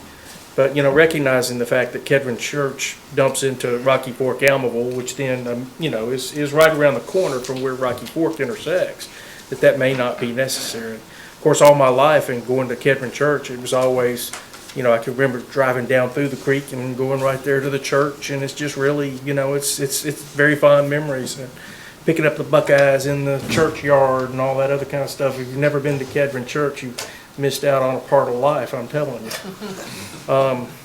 You should probably go to the bridge while you were there, don't you think? Well, you know, I can remember when they put the concrete laydown, you know, to keep it from washing out. But you know, as I say, it's just that that's a whole lot of subdivision for one little stretch of road. Well, and again, they did, and it's on one of these drawings in their packet there, that they are proposing the Kedron Church will be improved to a 24-foot pavement width, and as well as realigning the intersection with Rocky Fork Allenville. So that is part of what they would be talking about doing. Where is that? It's on page, It's a sheet that has the different colors on it. I'll tell you in a second. It's on this one. 473, 474. 470. 474. I'm just wondering if we could just talk to the county and just have them, when they reroute this road, just have them put a barricade up at that point. Because right now, the drawing shows them coming back into the church, giving them an entrance into the church. If there was a barricade there to keep them from going on out, then the issue's really kind of solved.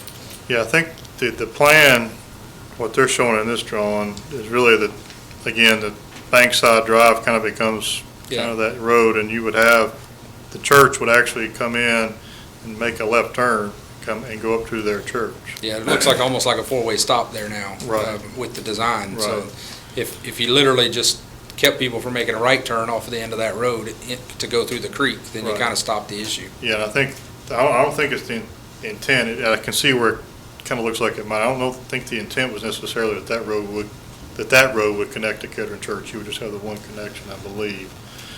So, I mean, to me, if you're going to have this connection to Kedron, whether it's the way they've drawn it or if you make it a T intersection at Kedron or whatever you end up doing, you have to look at the ford over the creek there. To me, needs to be.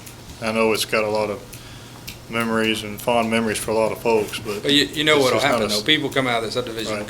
come into Smyrna, will turn and go through that creek and turn right and come out, they'll come out that back way. And at certain times, like right now, that probably is not a problem Yeah, right. because it's dry. 3 weeks of no rain, it's probably Right. not a problem. Right. But I've been through there after a pretty good rain, and it's as bad as the road that we closed over here by Sam Davis.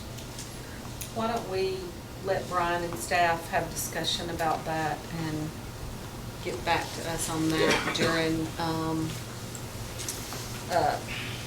at workshop, because it's a whole separate issue than what this is.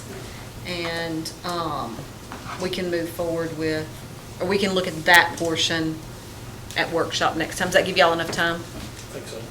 Yeah, okay. So any other discussion on this item?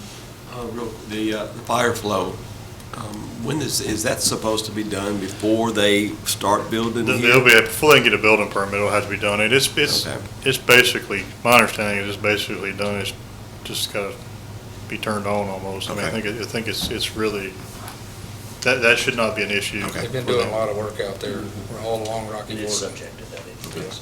Yeah, they couldn't get building permits till that was taken care of. What's the street widths on this, Kevin?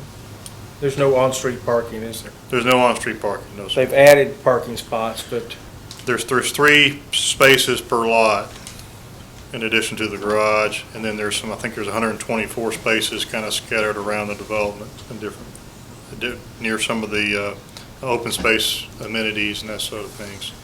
I think it's interesting and valuable to look at the drawing there that you can see on the screen, and you probably have it on your, but the way they're designing their driveways is unique and different, and probably needs to be looked at by all of you all. It's one of the reasons we wanted to bring this to council. It's one of the reasons I think we moved it through, is so council could take a deeper look at this.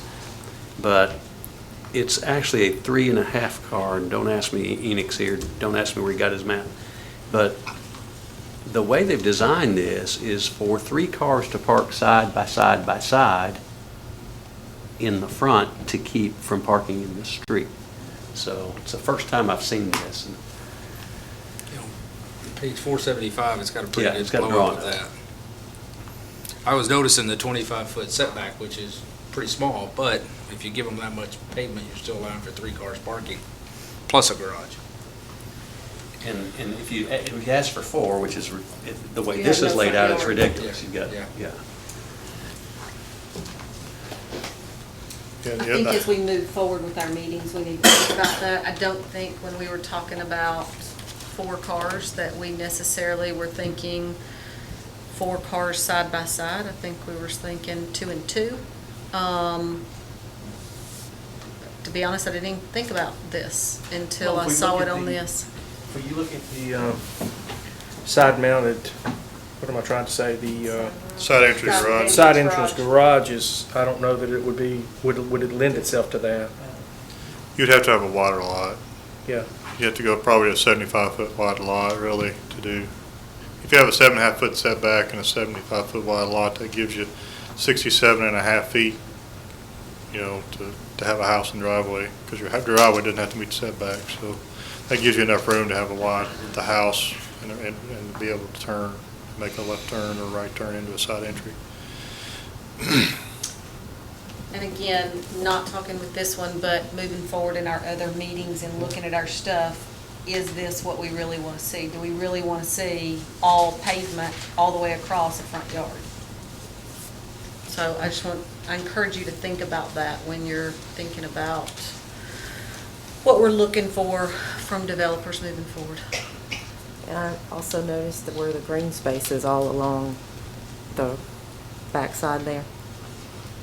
I would have liked to have seen more green space throughout, but I know that's.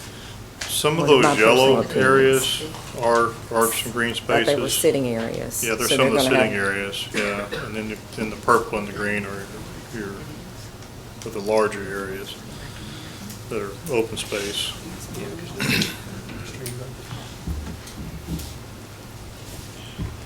And I know you all discussed this at length at the planning meeting, but you did say that there's the widening of the roads.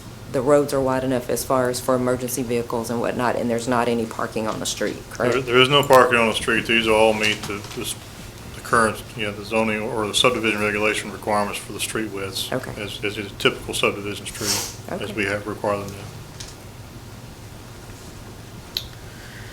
to. Other questions or comments?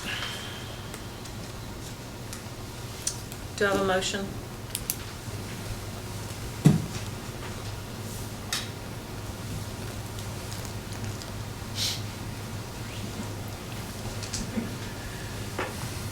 I'll start the discussion. I'll move to approve. Motion, do we have a second? Let's get it on the table. Second. Discussion.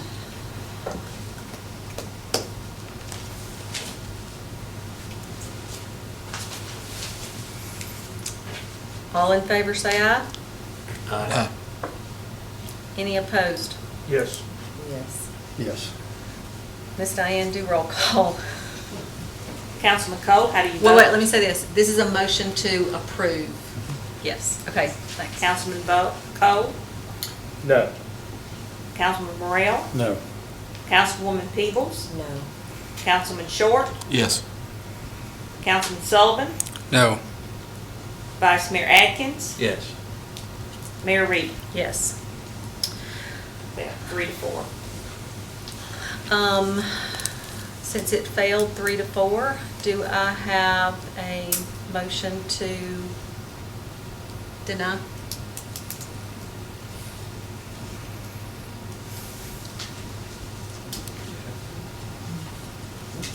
Then I'll make a motion to deny.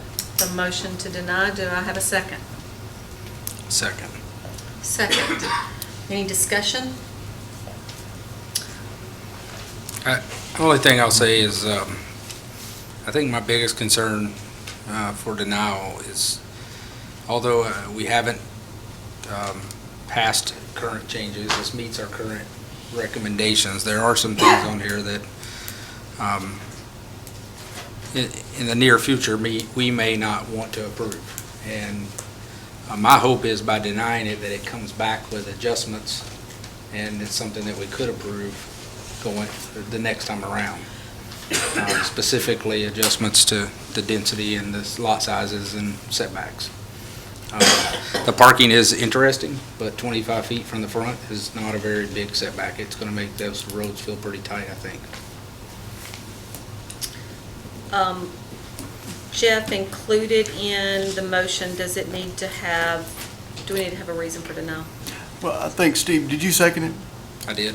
And for those reasons, I guess as long as the motion maker, do you agree with those reasons as for denial? I guess we incorporate that into your motion. I incorporate those reasons into my motion. Do I need to repeat them? There you have it. A motion and a second.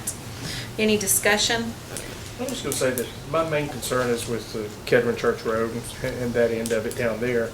And that I also appreciate the fact that they're listening to us as far as the things we're looking for in the parking, the situations we have with the parking and the setback between the houses and such as that. And I think that it's commendable.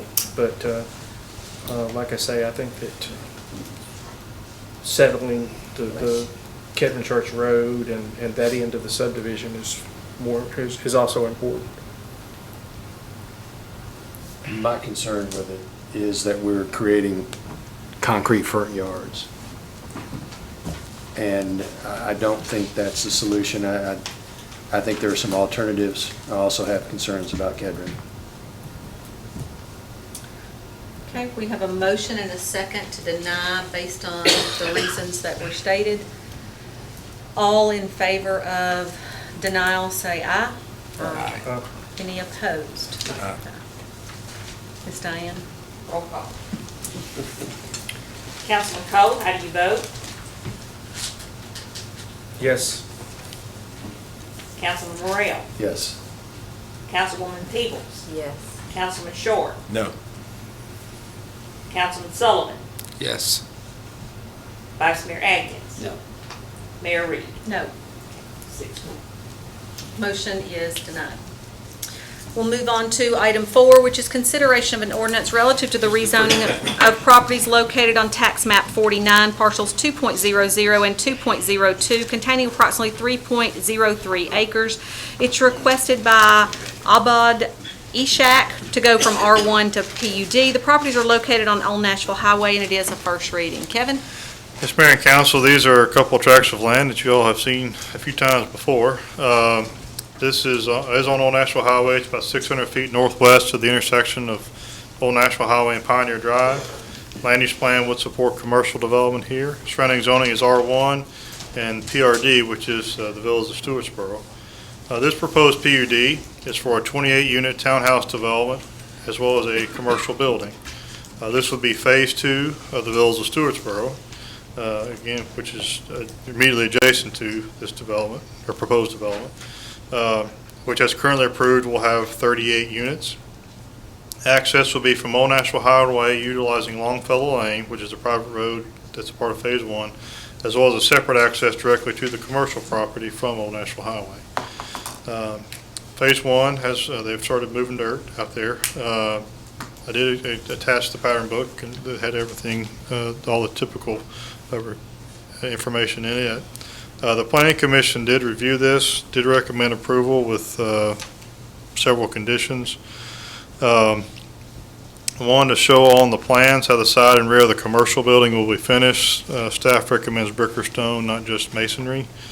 Label the loading space for the commercial building. They did show it, that it was missing to label it. The truck turn exhibit shows the fire truck leaving the roadway in at least 3 locations. Rectify that by modifying the site layout. Commercial building is shown at 9,000, 8,000, and 6,600 square feet on different sheets. Please clarify the correct square footage and show consistently throughout the plan. Show the proposed uses for the commercial building. Staff would recommend uses as allowed in the C4 district.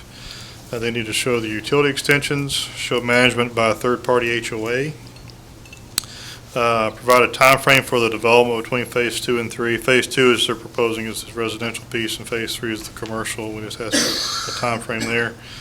We asked them to line up the driveways from Phase 1 to Phase 2, and that modifications may be necessary to provide adequate fire flow for the commercial building. There's adequate flow there for the residential buildings, but not the commercial. This is served by CUD. The proposed residential units are in the rear piece, roughly 2 acres or so, and then the front acre is the commercial building as it's proposed. Again, the pattern book did show the proposed building elevations for both development types as well. I think that's all that I've got. This developer has brought this a couple of times, and 4 times? This is the 4th time, I Fourth, believe. and I think has really tried. Did I hear you say that the commercial part is Phase 2, so It's actually Phase 3. Phase 3? Yeah, well, Phase 1 is the existing developed, approved part of it. Phase 2 is what they're proposing for residential here in Phase 3. They're looking at it as all one development. You have one that's already approved, which is adjoining this to the northwest. I guess my question is, could Phase 1 and 2 be done and 3 never be done? I think that was our concern while we had made the recommendation regarding the timeline between this phase and the commercial building, yes. Because if they just choose not to do the then I mean, you have it's a very similar kind of layout as what's under development. The front piece, the rear piece was the PRD. Right. The front piece was the PCD, and it's really still the house that was there. It was kind of proposed as a potential daycare or something like that. It's never really developed. Yeah. Of course, the residential piece has never developed either, other than what they've started recently. It's been approved probably 10 years. Kevin, I think the units, there are less units than there were the last time, is that correct? Yes. But does the density go up because of the commercial property being put in the back? Yeah, the last time it was before you, there was 35 units on the 3 acres, which is 11 and a half basically per acre. This is 28, so on 3 acres, that's about a little over 9, but they are going to be just on 2 acres basically, so that's about 14 per acre. On the 2 acre piece, it would be residential. So our density does go up? Because you're not using an acre of it that was going to be residential is now going to be commercial, right? So even though the number of units went down by 7. Sure. The area being developed for residential did shrink by an acre, and they have added this commercial building. That might be in part just trying to hear some of the things that the Planning Commission asked, of them before. Can't say it is, but that may be why, putting commercial instead of all residential there. That's probably the reason they did that. But obviously, it's going to take some of the land away and give it to commercial. I know I've had several people contact me about the property that lives around that area, and obviously they've got concerns about it. The R1s that are around it on basically 50% of it, so.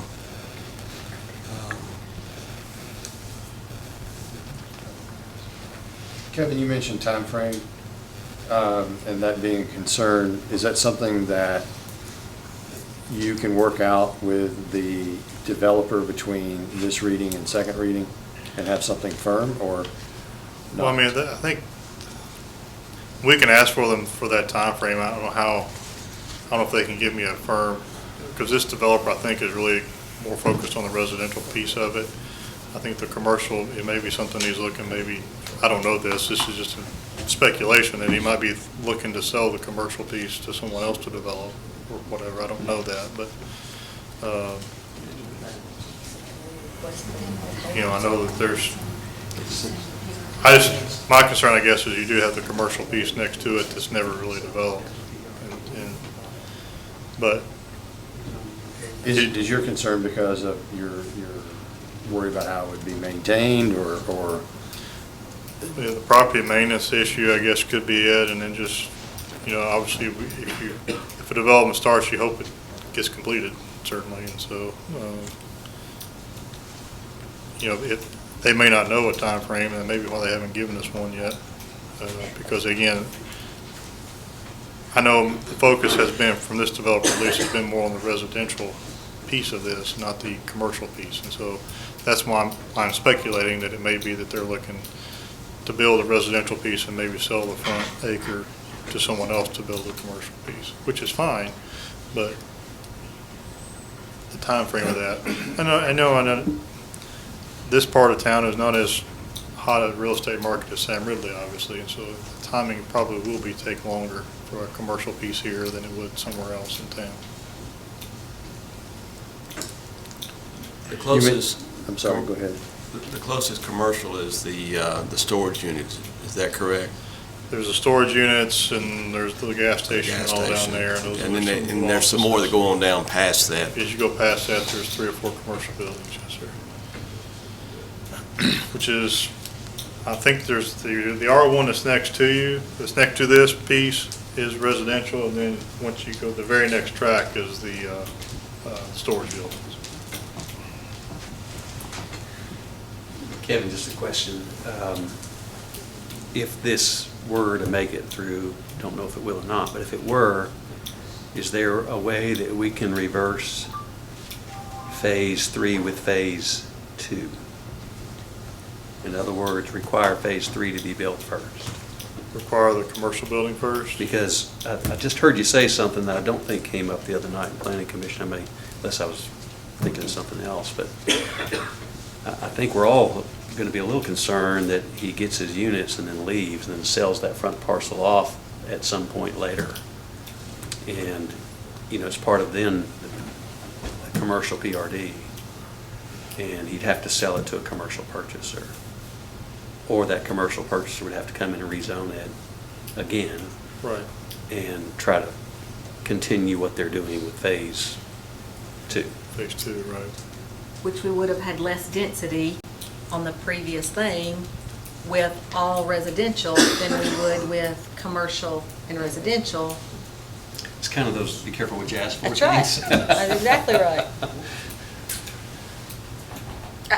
That's my concern at this point is. That's mine too. That Phase 2 happens and Phase 3 never happens. Well, my other concern, what I was thinking through as Tim was actually talking, is I realize that planning put 10 different stipulations on this approval, but some of those, depending on how they respond to those stipulations, may change whether or not I support it or not. For instance, the site plan's got to change to handle the road, the fire truck drawing. The warehouse is 6, 8, and 9,000 square feet. That changes things. There's some things on here that I'd really like to see before I voted on it. Because I think some of these stipulations we're saying he has to change or need update may make a big difference in how the product looks. Kevin, remind me, how many units was it on the previous one that got denied? 42, was it 42? It was, the initial time it came through was 48, then it went to 40, then it went to 35. So the last time, not counting this time. It was 35. It's 35 total units, and now we're down to 32? 28. I'm sorry, 28? 28. So 7-unit difference? Yes. Hoping we get commercial on the front.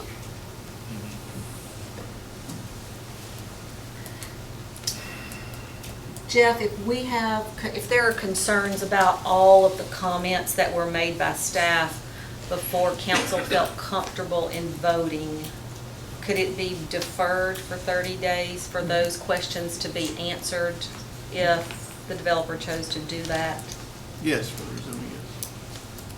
And I think it'd be beneficial. This is, like we said, this is the 4th time this developer's been in.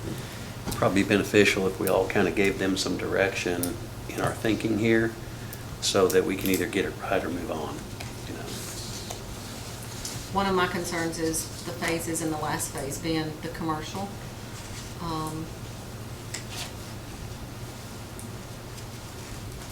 Almost like it the way it was before. Jerry, I if, know you, I'm sorry. it's okay, no, but if the commercial's the third phase, I almost think we were better off with the way it was. Well, that's why I asked the question. Yeah. But Jerry, you seem to have some reservations either way, right?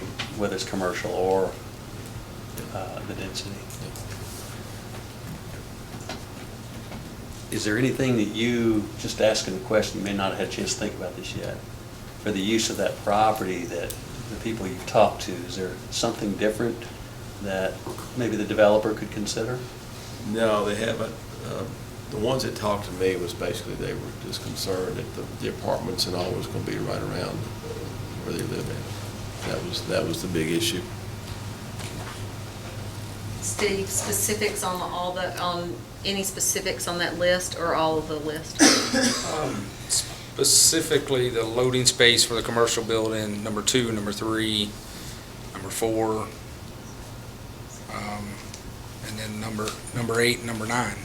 Those all are site plan issues that may change the way this is drawn out. He said start moving driveways around to be aligned, and the building either shrinks or gets bigger depending on what it's supposed to be. It changes all of the numbers really, and that's the only thing I'm thinking is there's still a lot of unknowns.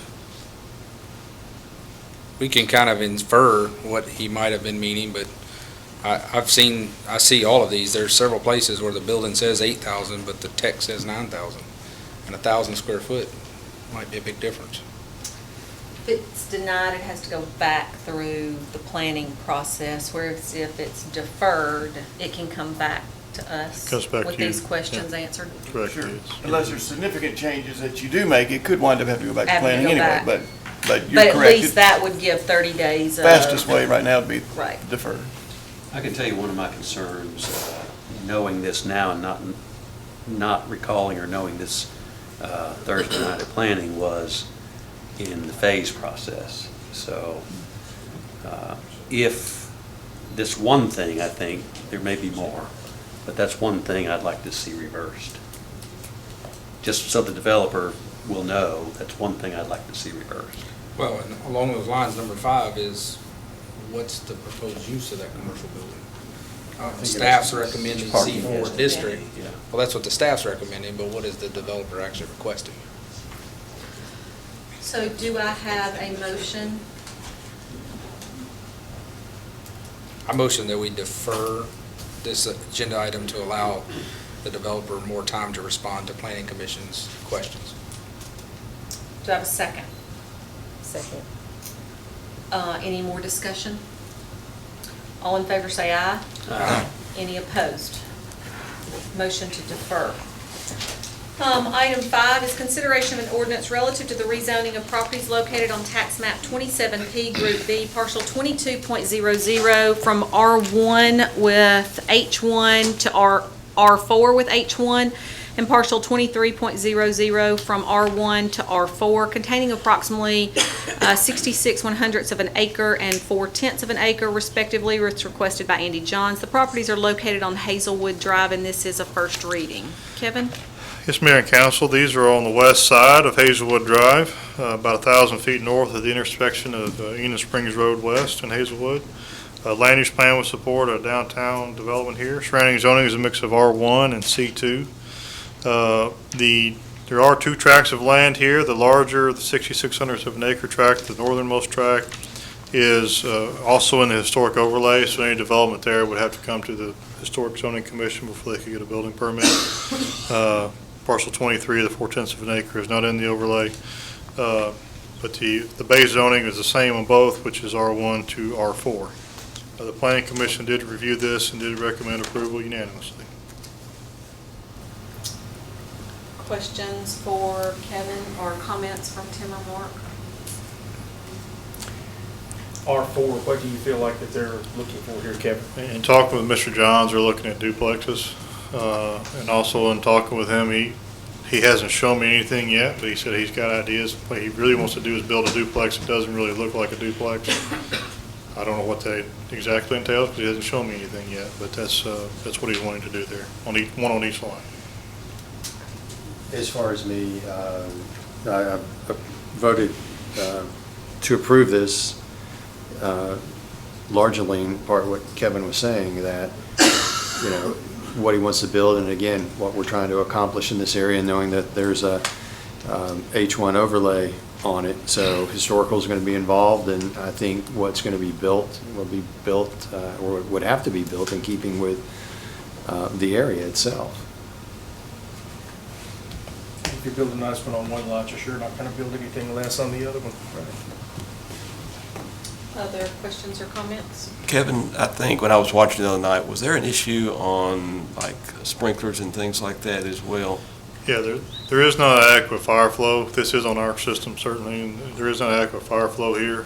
I talked with our utilities department, it's about 750 gallons a minute at 20 PSI is what our model shows. So it would require, if they, of course, that is part of the, I know the capital improvement plan is long-term. We're looking at upgrades to correct those around town. It's in design currently. If they wanted to build prior to that, they would have to look at a sprinkler system, because if you put the sprinklers in, the required fire flow is cut in half. Okay. So they would meet the requirement at that point.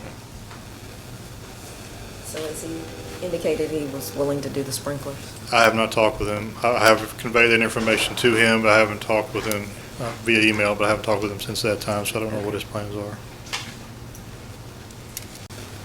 Other questions or comments? Do I have a motion? Move to approve. Motion, do we have a second? Second. Second, any discussion? Well, does there need to be any discussion in the motion about the sprinklers as opposed to the? Staff's got that covered. I don't think it has to be part of the Okay. motion. This is just. I'm good. Because if it's R1 and he wants to build a house there as it's currently zoned, it'd be the same issue. We have a motion and a second. Any other discussion? All in favor say aye. Aye. Any opposed? Motion passes. Moving on to item 6 is a consideration of an ordinance relative to the rezoning of property located on tax map 32, parcel 5.07, containing approximately 20.87884 acres, requested by RHB LLC to go from R1 to R3. The property is located on Eugene Drive. Yes, Mayor and Council, this is the one that Mr. Zagleski spoke to you before the meeting concerning this. This is 20.84 acres at the end of Eugene Drive, currently zoned R1, proposed to be rezoned to R3. Land use plan would support low-density residential development here. Surrounding zoning is a mix of R1 and R3. The Planning Commission did review this, did recommend approval. I do want to kind of address, since the question was asked before the meeting, try to address that regarding the construction access. Eugene Drive is the only road that is stubbed into this property. The development in Laverne that is directly to the west. And speaking with, on a different matter with the engineer who designed that, he told me that the original design of that had a road stubbed in from Laverne, and Laverne that made them take it out. So that's why that doesn't exist on the west side. Of course, north and east is undeveloped property. This Eugene Drive was stubbed in when Potts Crossing was built 20-plus years ago, and so it is the only access. There have been 2 houses built, and Mr. Potts, who owned the property originally, his house is still there. Those are the parcels that kind of around these, or on the south side of this proposed rezoning, are those 3 houses. So typically, construction access is something we look at closely when an actual development plan gets submitted, regardless of what it's zoned. So certainly we would hope and would try to work with a developer, whether this is R1 or R3, to try and get an alternative to using the existing Potts Crossing and Eugene Drive, certainly. From the standpoint of several things, one being, obviously, those are city streets that were built to carry residential traffic, not necessarily construction traffic. So we would look at the alternative for that reason, and then obviously the headache that it would be to all those folks that live out there as well. So, so again, that's something that we would typically look at when a plat gets submitted. Certainly, I looked at it today. It's anywhere from 1,000 to 1,500 feet from this property to Blair Road, looking at various places that you could connect to Blair Road. So that's really the only other alternative. But How likely is that? it would have to be an easement that would be temporary construction access easement granted by one of those property owners. And it's going to be up to them. They may be willing to, if the price is right, maybe, I don't know, but It is a long way from Rock Springs Road, down Potts Crossing, down Eugene. Correct. To get back to there. But I will also say that everything that's in that neighborhood is already R3. it's already all three, yes. It's not as if the houses that are in the neighborhood would be different than what that development would be. Yeah, it's a little, I mean, it's a little troublesome when we look at stuff in BZA and we start considering an exception to a zoning ordinance. One of the things that we look at is this the only option to allow the user or the owner reasonable use of the property? And in this case, this is the only way for them to use this property. It's not like there's another road option that we're not taking here. And unfortunately, stubbed into Eugene for that future plan. And the two pieces of property that do butt up to this on the east side are owned by the Nairn family, and I know them very well, and they have made it clear they're not selling this property. So I don't see them granting easements, or especially for construction traffic. That's undeveloped farmland that they farm on still. And I think this is the only way to allow this person to develop his property.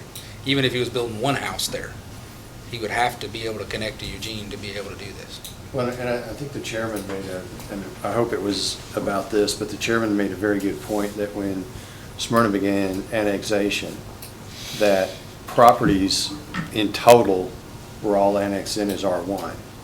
And as they developed out, the actual zoning was determined as to how they were being built and requested at that point. So, in other words, we weren't zoning in R1, R2, R3, or anything like that.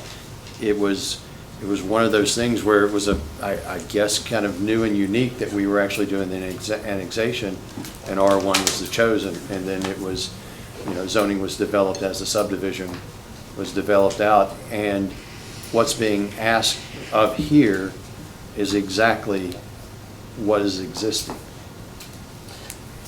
Yeah, Well- that's my thought too. The gentleman that spoke at the beginning, Mr. Z, I can't say the last name, but although I understand his concerns, his property is R3 as well, and that's what this property is asking for. They're not asking for a land use that doesn't make sense. Well, and here's the other thing, we're talking about the construction traffic, but if they left it R1, they wouldn't be coming back to us. Do you know what I mean? We wouldn't be, they could drive right in there and do it. So, Kevin, just out of curiosity, with this amount of acreage, what is the difference in the amount of houses between R1 and R3? Yeah, we haven't seen a plan or anything like that, but based on the land area of 20.84 acres, I did look at that. R1 is a 15,000 square feet lot, assuming you lose 20% of the land for road and detention ponds and whatever. R1 would be about 48 houses. R3 would be 72, so it'd be 24 difference. So And 24 houses. that's just a rough estimate, obviously. Okay. Topo, all those other things could affect that. That's just looking purely at the land area.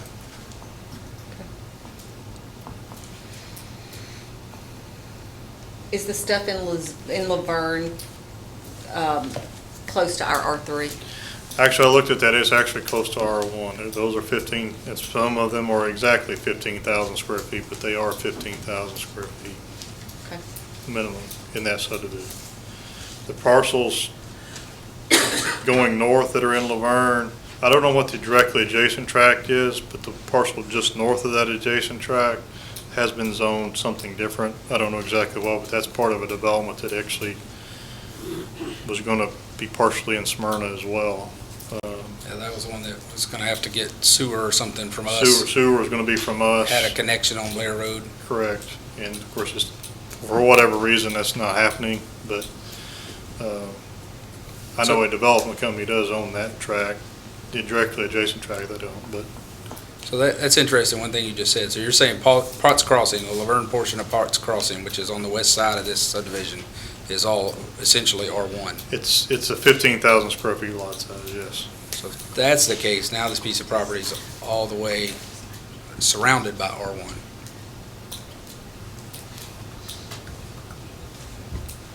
Yeah, I don't know exactly what's on the north side there, but I know the subdivision is R1.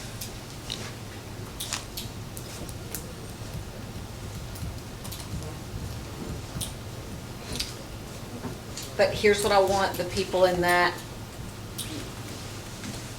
in Potts Crossing to understand. Even if this is denied, that does not mean that property is not going to be Oh, absolutely. developed. It could be just like what they have right there. Absolutely. Absolutely. I would expect it to. And it's still gonna come into Eugene Drive at that point as well. That's right. If they do that, they don't have to bring it back before us because it's already R1. It's just a subdivision plating Just a process plat. with the planning commission, right? All we're voting on, all we're looking at is rezoning from R1 to R3, which is about 48 versus 72. Which is what's all around it.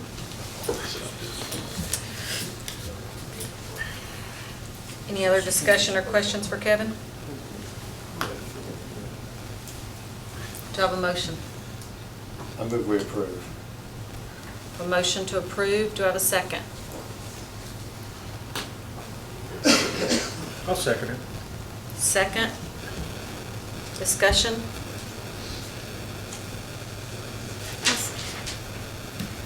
I still think that's quite a bit more housing from the R3 from the R1 to the R3. So yeah, we're talking 24 more houses if it becomes an R3, which would be more traffic, or it's going to be the same regardless. If it's developed, we're looking at the same type of issue.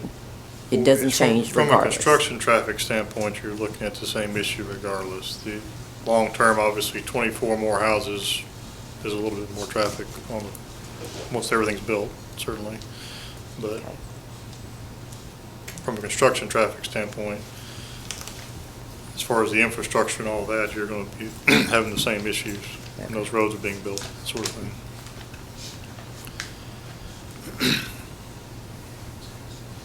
We have a motion and a second on the floor. Any other discussion? All in favor, say aye. Aye. Any opposed? I oppose.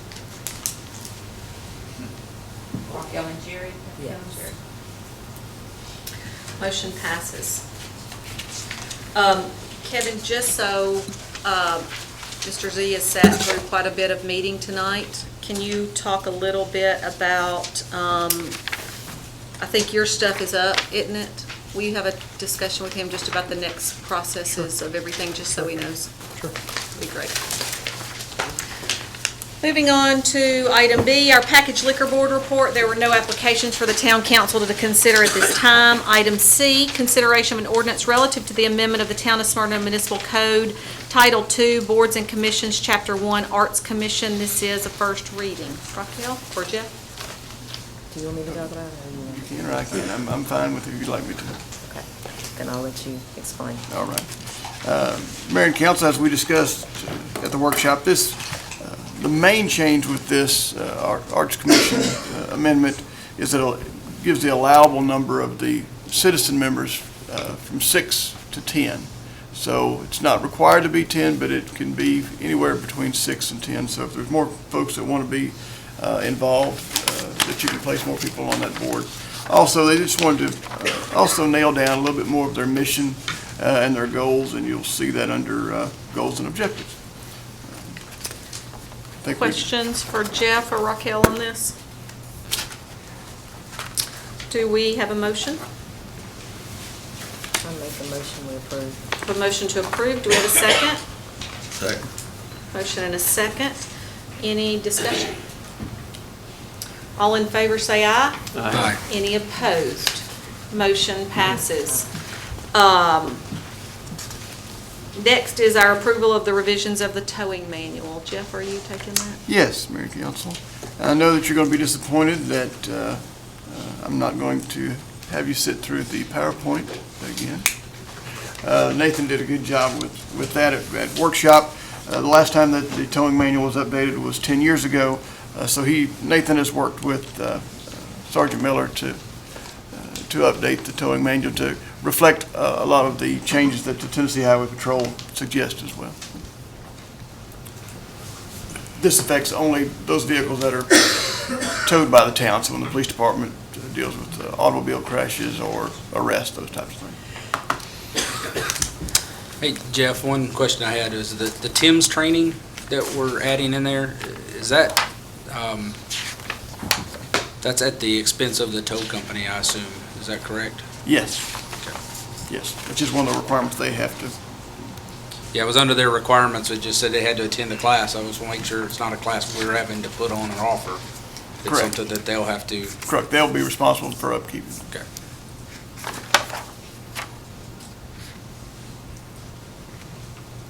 Other questions?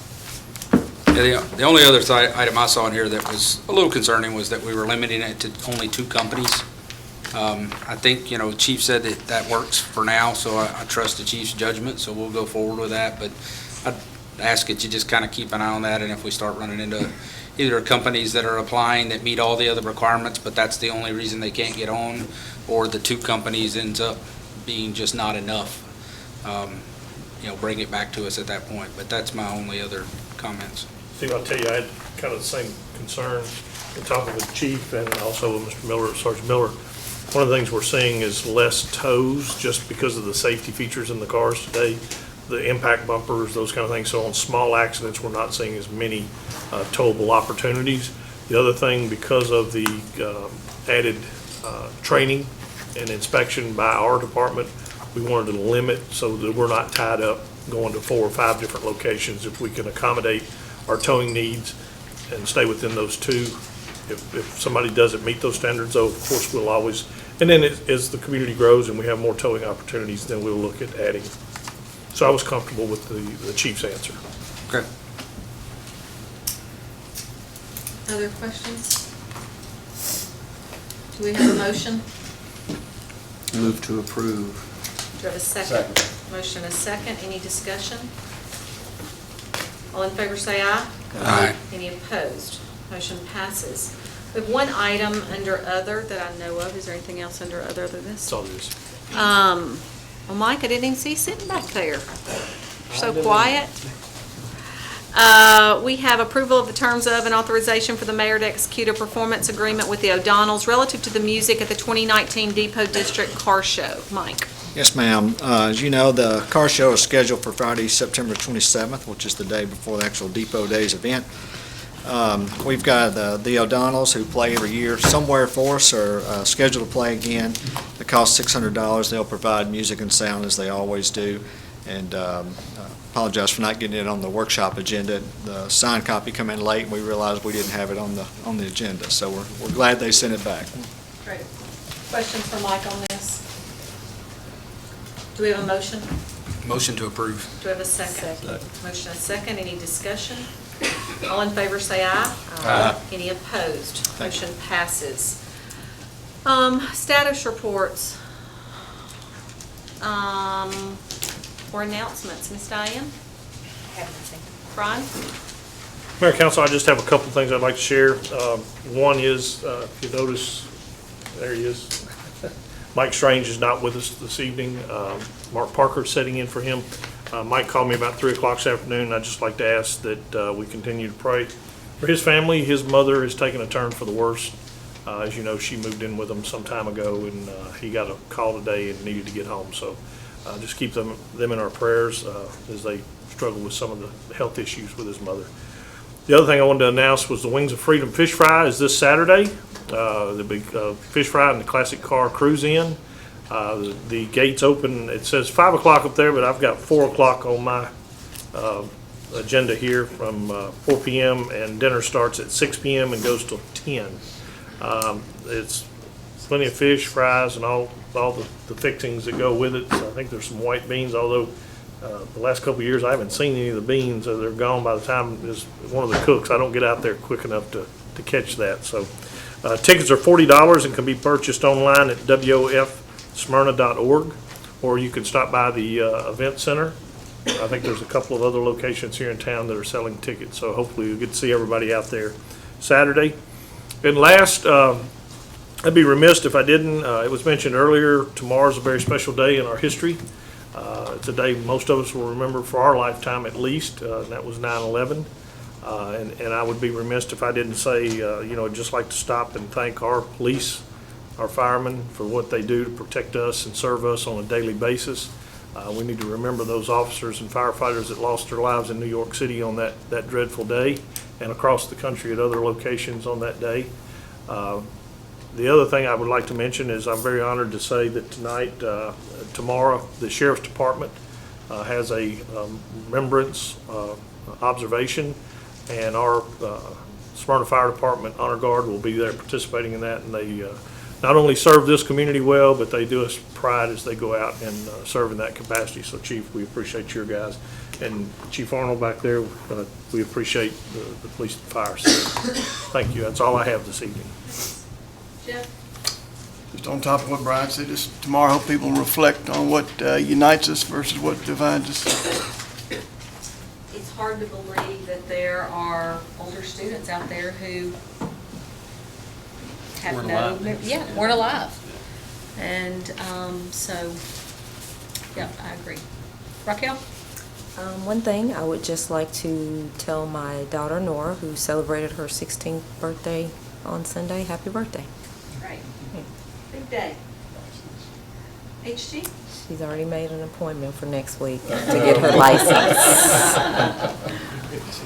As has been said, remembrances of 9/11. It was a sobering event for all of us, but also the fish fry this weekend. It's all big event. Rotary raises a lot of money that goes in right back into our community. It's great fun also.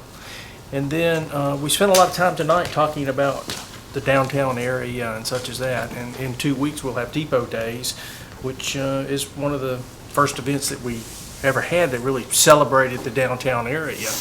On Friday night there will be, it's 2 weeks away, on Friday night there will be a car show and music, and then Saturday music all day, and plus booths and festivities. So come out and see the festivities. Let's see, two more things really. My daughter-in-law's birthday will be Sunday, and my wonderful stepmother's birthday will be Monday. Great, thanks. Tim? I wanted to wish my grandson, Gio, a happy birthday again. I was lucky enough to go to Panama City Beach, and it's a tough place to have to visit when your daughter and grandchildren are there, but we worked through it over the weekend and got back a couple hours ago, so his mother has been known to keep up with me, so happy birthday, Gio, if you're watching tonight. Great. Jerry? Just a couple announcements as far as if you don't know, this weekend is Smyrna High School's homecoming, and I think they are recognizing the homecoming queens from the last 100 years. I think our mayor may be part of that, so. But I was not Was she 100 like years 90? ago. The past 100. See, I was trying to be nice, and y'all turned it into something bad. I appreciate that, Jerry. I appreciate that. So I bet you could be there. It's a good thing it wasn't 50 years ago. And the following week will be the Hall of Fame inductee ceremony, and I know your father's in that, and Miss Donna out there, I think your brother's part of that as well. So, and just so you guys know, you're probably surprised, but I'm not in it. So, but anyway, I hope you can get out to that. There's some really well-deserving people that are going to be honored. So that's all I got, Mayor. Great. Steve? Couple items. Just wanted to tell Brian and Chef Anthony another great job on the seafood buffet this past week. It was Very good. I got the opportunity to celebrate my mother-in-law's birthday and had a great time. I can never get enough shrimp when he does that, so yeah, I think I was eating my share in weight probably. Also, want to make sure to mention my daughter's birthday is next week. Stephanie will be 23. So Stephanie, your mom and I love you and proud of who you've become. And a lot of events coming up with the Wings of Freedom, Depot Days, a lot of stuff coming up. So summer's starting to wind down. It's a good opportunity to get out and enjoy the weather a little bit longer while we still can. That's it. Mark? Mayor, you mentioned something when you opened tonight about being a kindergarten teacher and talking about some kids that probably didn't have a meal that morning. And Taylor reminded us this afternoon, this evening, about what the Second Harvest Food Bank actually does for people. And I got to thinking through that conversation how blessed we are. We're sitting here in a community that's thriving and it's growing, and not everybody's always going to agree with decisions we make. We get that. But when you stop and think about what the bigger issues are, to me, that's them. It's about people and their lives and people that struggle a little bit to get along. And sometimes we just take that for granted as we sit up here and do things. Which leads me to something else. Dr. Z, I saw you in here. Just wave high. Dr. Z took care of my father for I don't know how many years. My father was a Parkinson's patient. So I want to say to you guys, thank you for that. He is still alive. He'll be 90 in November, and he's living in Florida, and you know that. We came over there to see you many times. I say that to say this, not everything always works out from this perspective, but from that perspective it does. So thank you for your care for my father. I really do appreciate that. 9/11 was mentioned. Chief, I know you had the stair climb crew probably that participated this year as well, right? It's Wednesday, sir. It's Wednesday. We had a couple funerals this week that some of us were able to attend. I think everybody probably attended the funeral of Joy Johns on Monday. And still want to give our condolences to Paul and the family and the loss of his wife, Joy. Also, A.C. Puckett. A.C. Puckett passed away at 94 years old. He was a mayor of Laverne and has a long, long history of being a gentleman and a man of character.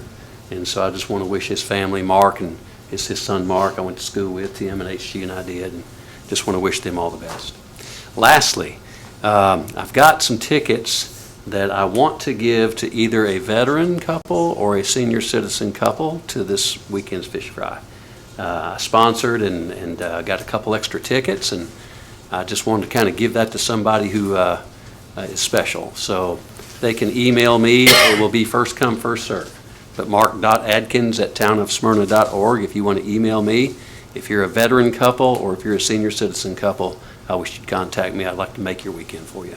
That's all. Or if you have any complaints, that's the email Yeah. to send them to as well. I get them anyway. A couple of things from the town's perspective.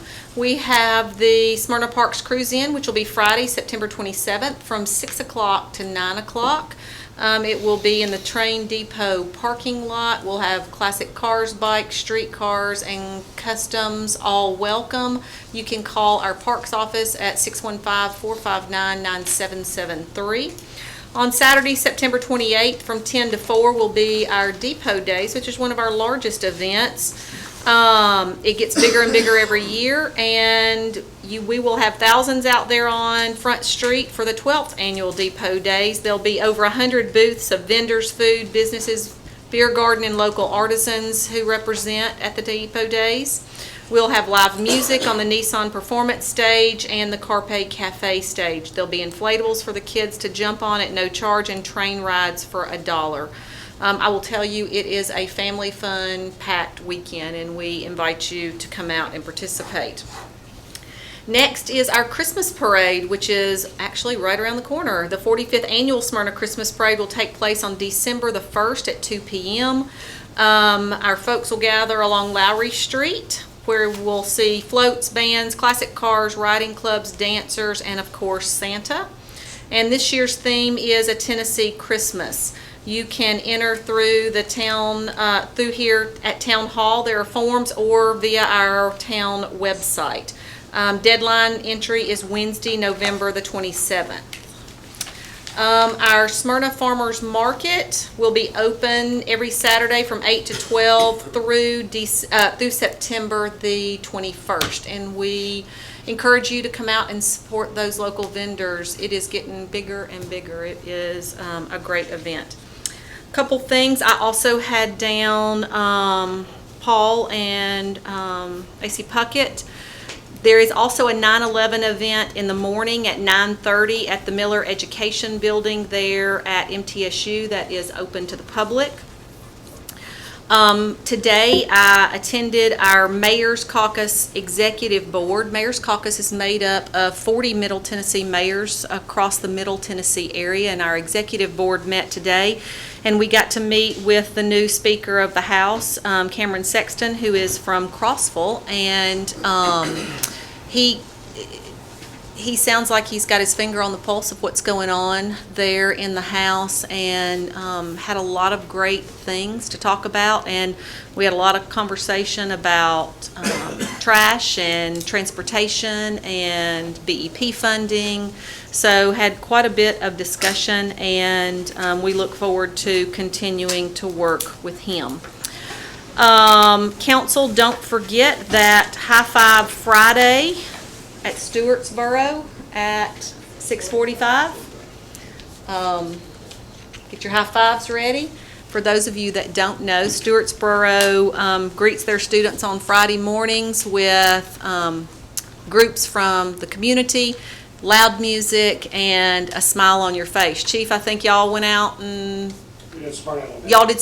I think we're doing Smyrna Elementary in October. So, but we look forward to High Five Friday, and I expect to see everybody out there at 6:45. Last but not least, I wanted to wish somebody well. Tonight is John Lanza's last night here doing our production. John has been with us 16 years. 16 years. He's always done a great job. John has been very patient with me, learning how to, yes, everybody's patient with me. Is that what you're saying? That's what I mumbled, But I will tell you, being on TV sometimes is a little bit nerve-wracking, especially when that camera goes right in front of your face and we're trying to get just what he wants us to get. But he's always been patient with me. John has been great to work with, and his last day will be Friday with us. Right. And we wish John nothing but the best, and wish him well in his future endeavors. So, John, we're going to miss you, and appreciate the job you've done in making Smyrna a better place and letting people know what's going on, that they can sit at home in their recliner and know exactly what's taking place here in the town of Smyrna. I think today's Jerome's birthday, if I'm not mistaken.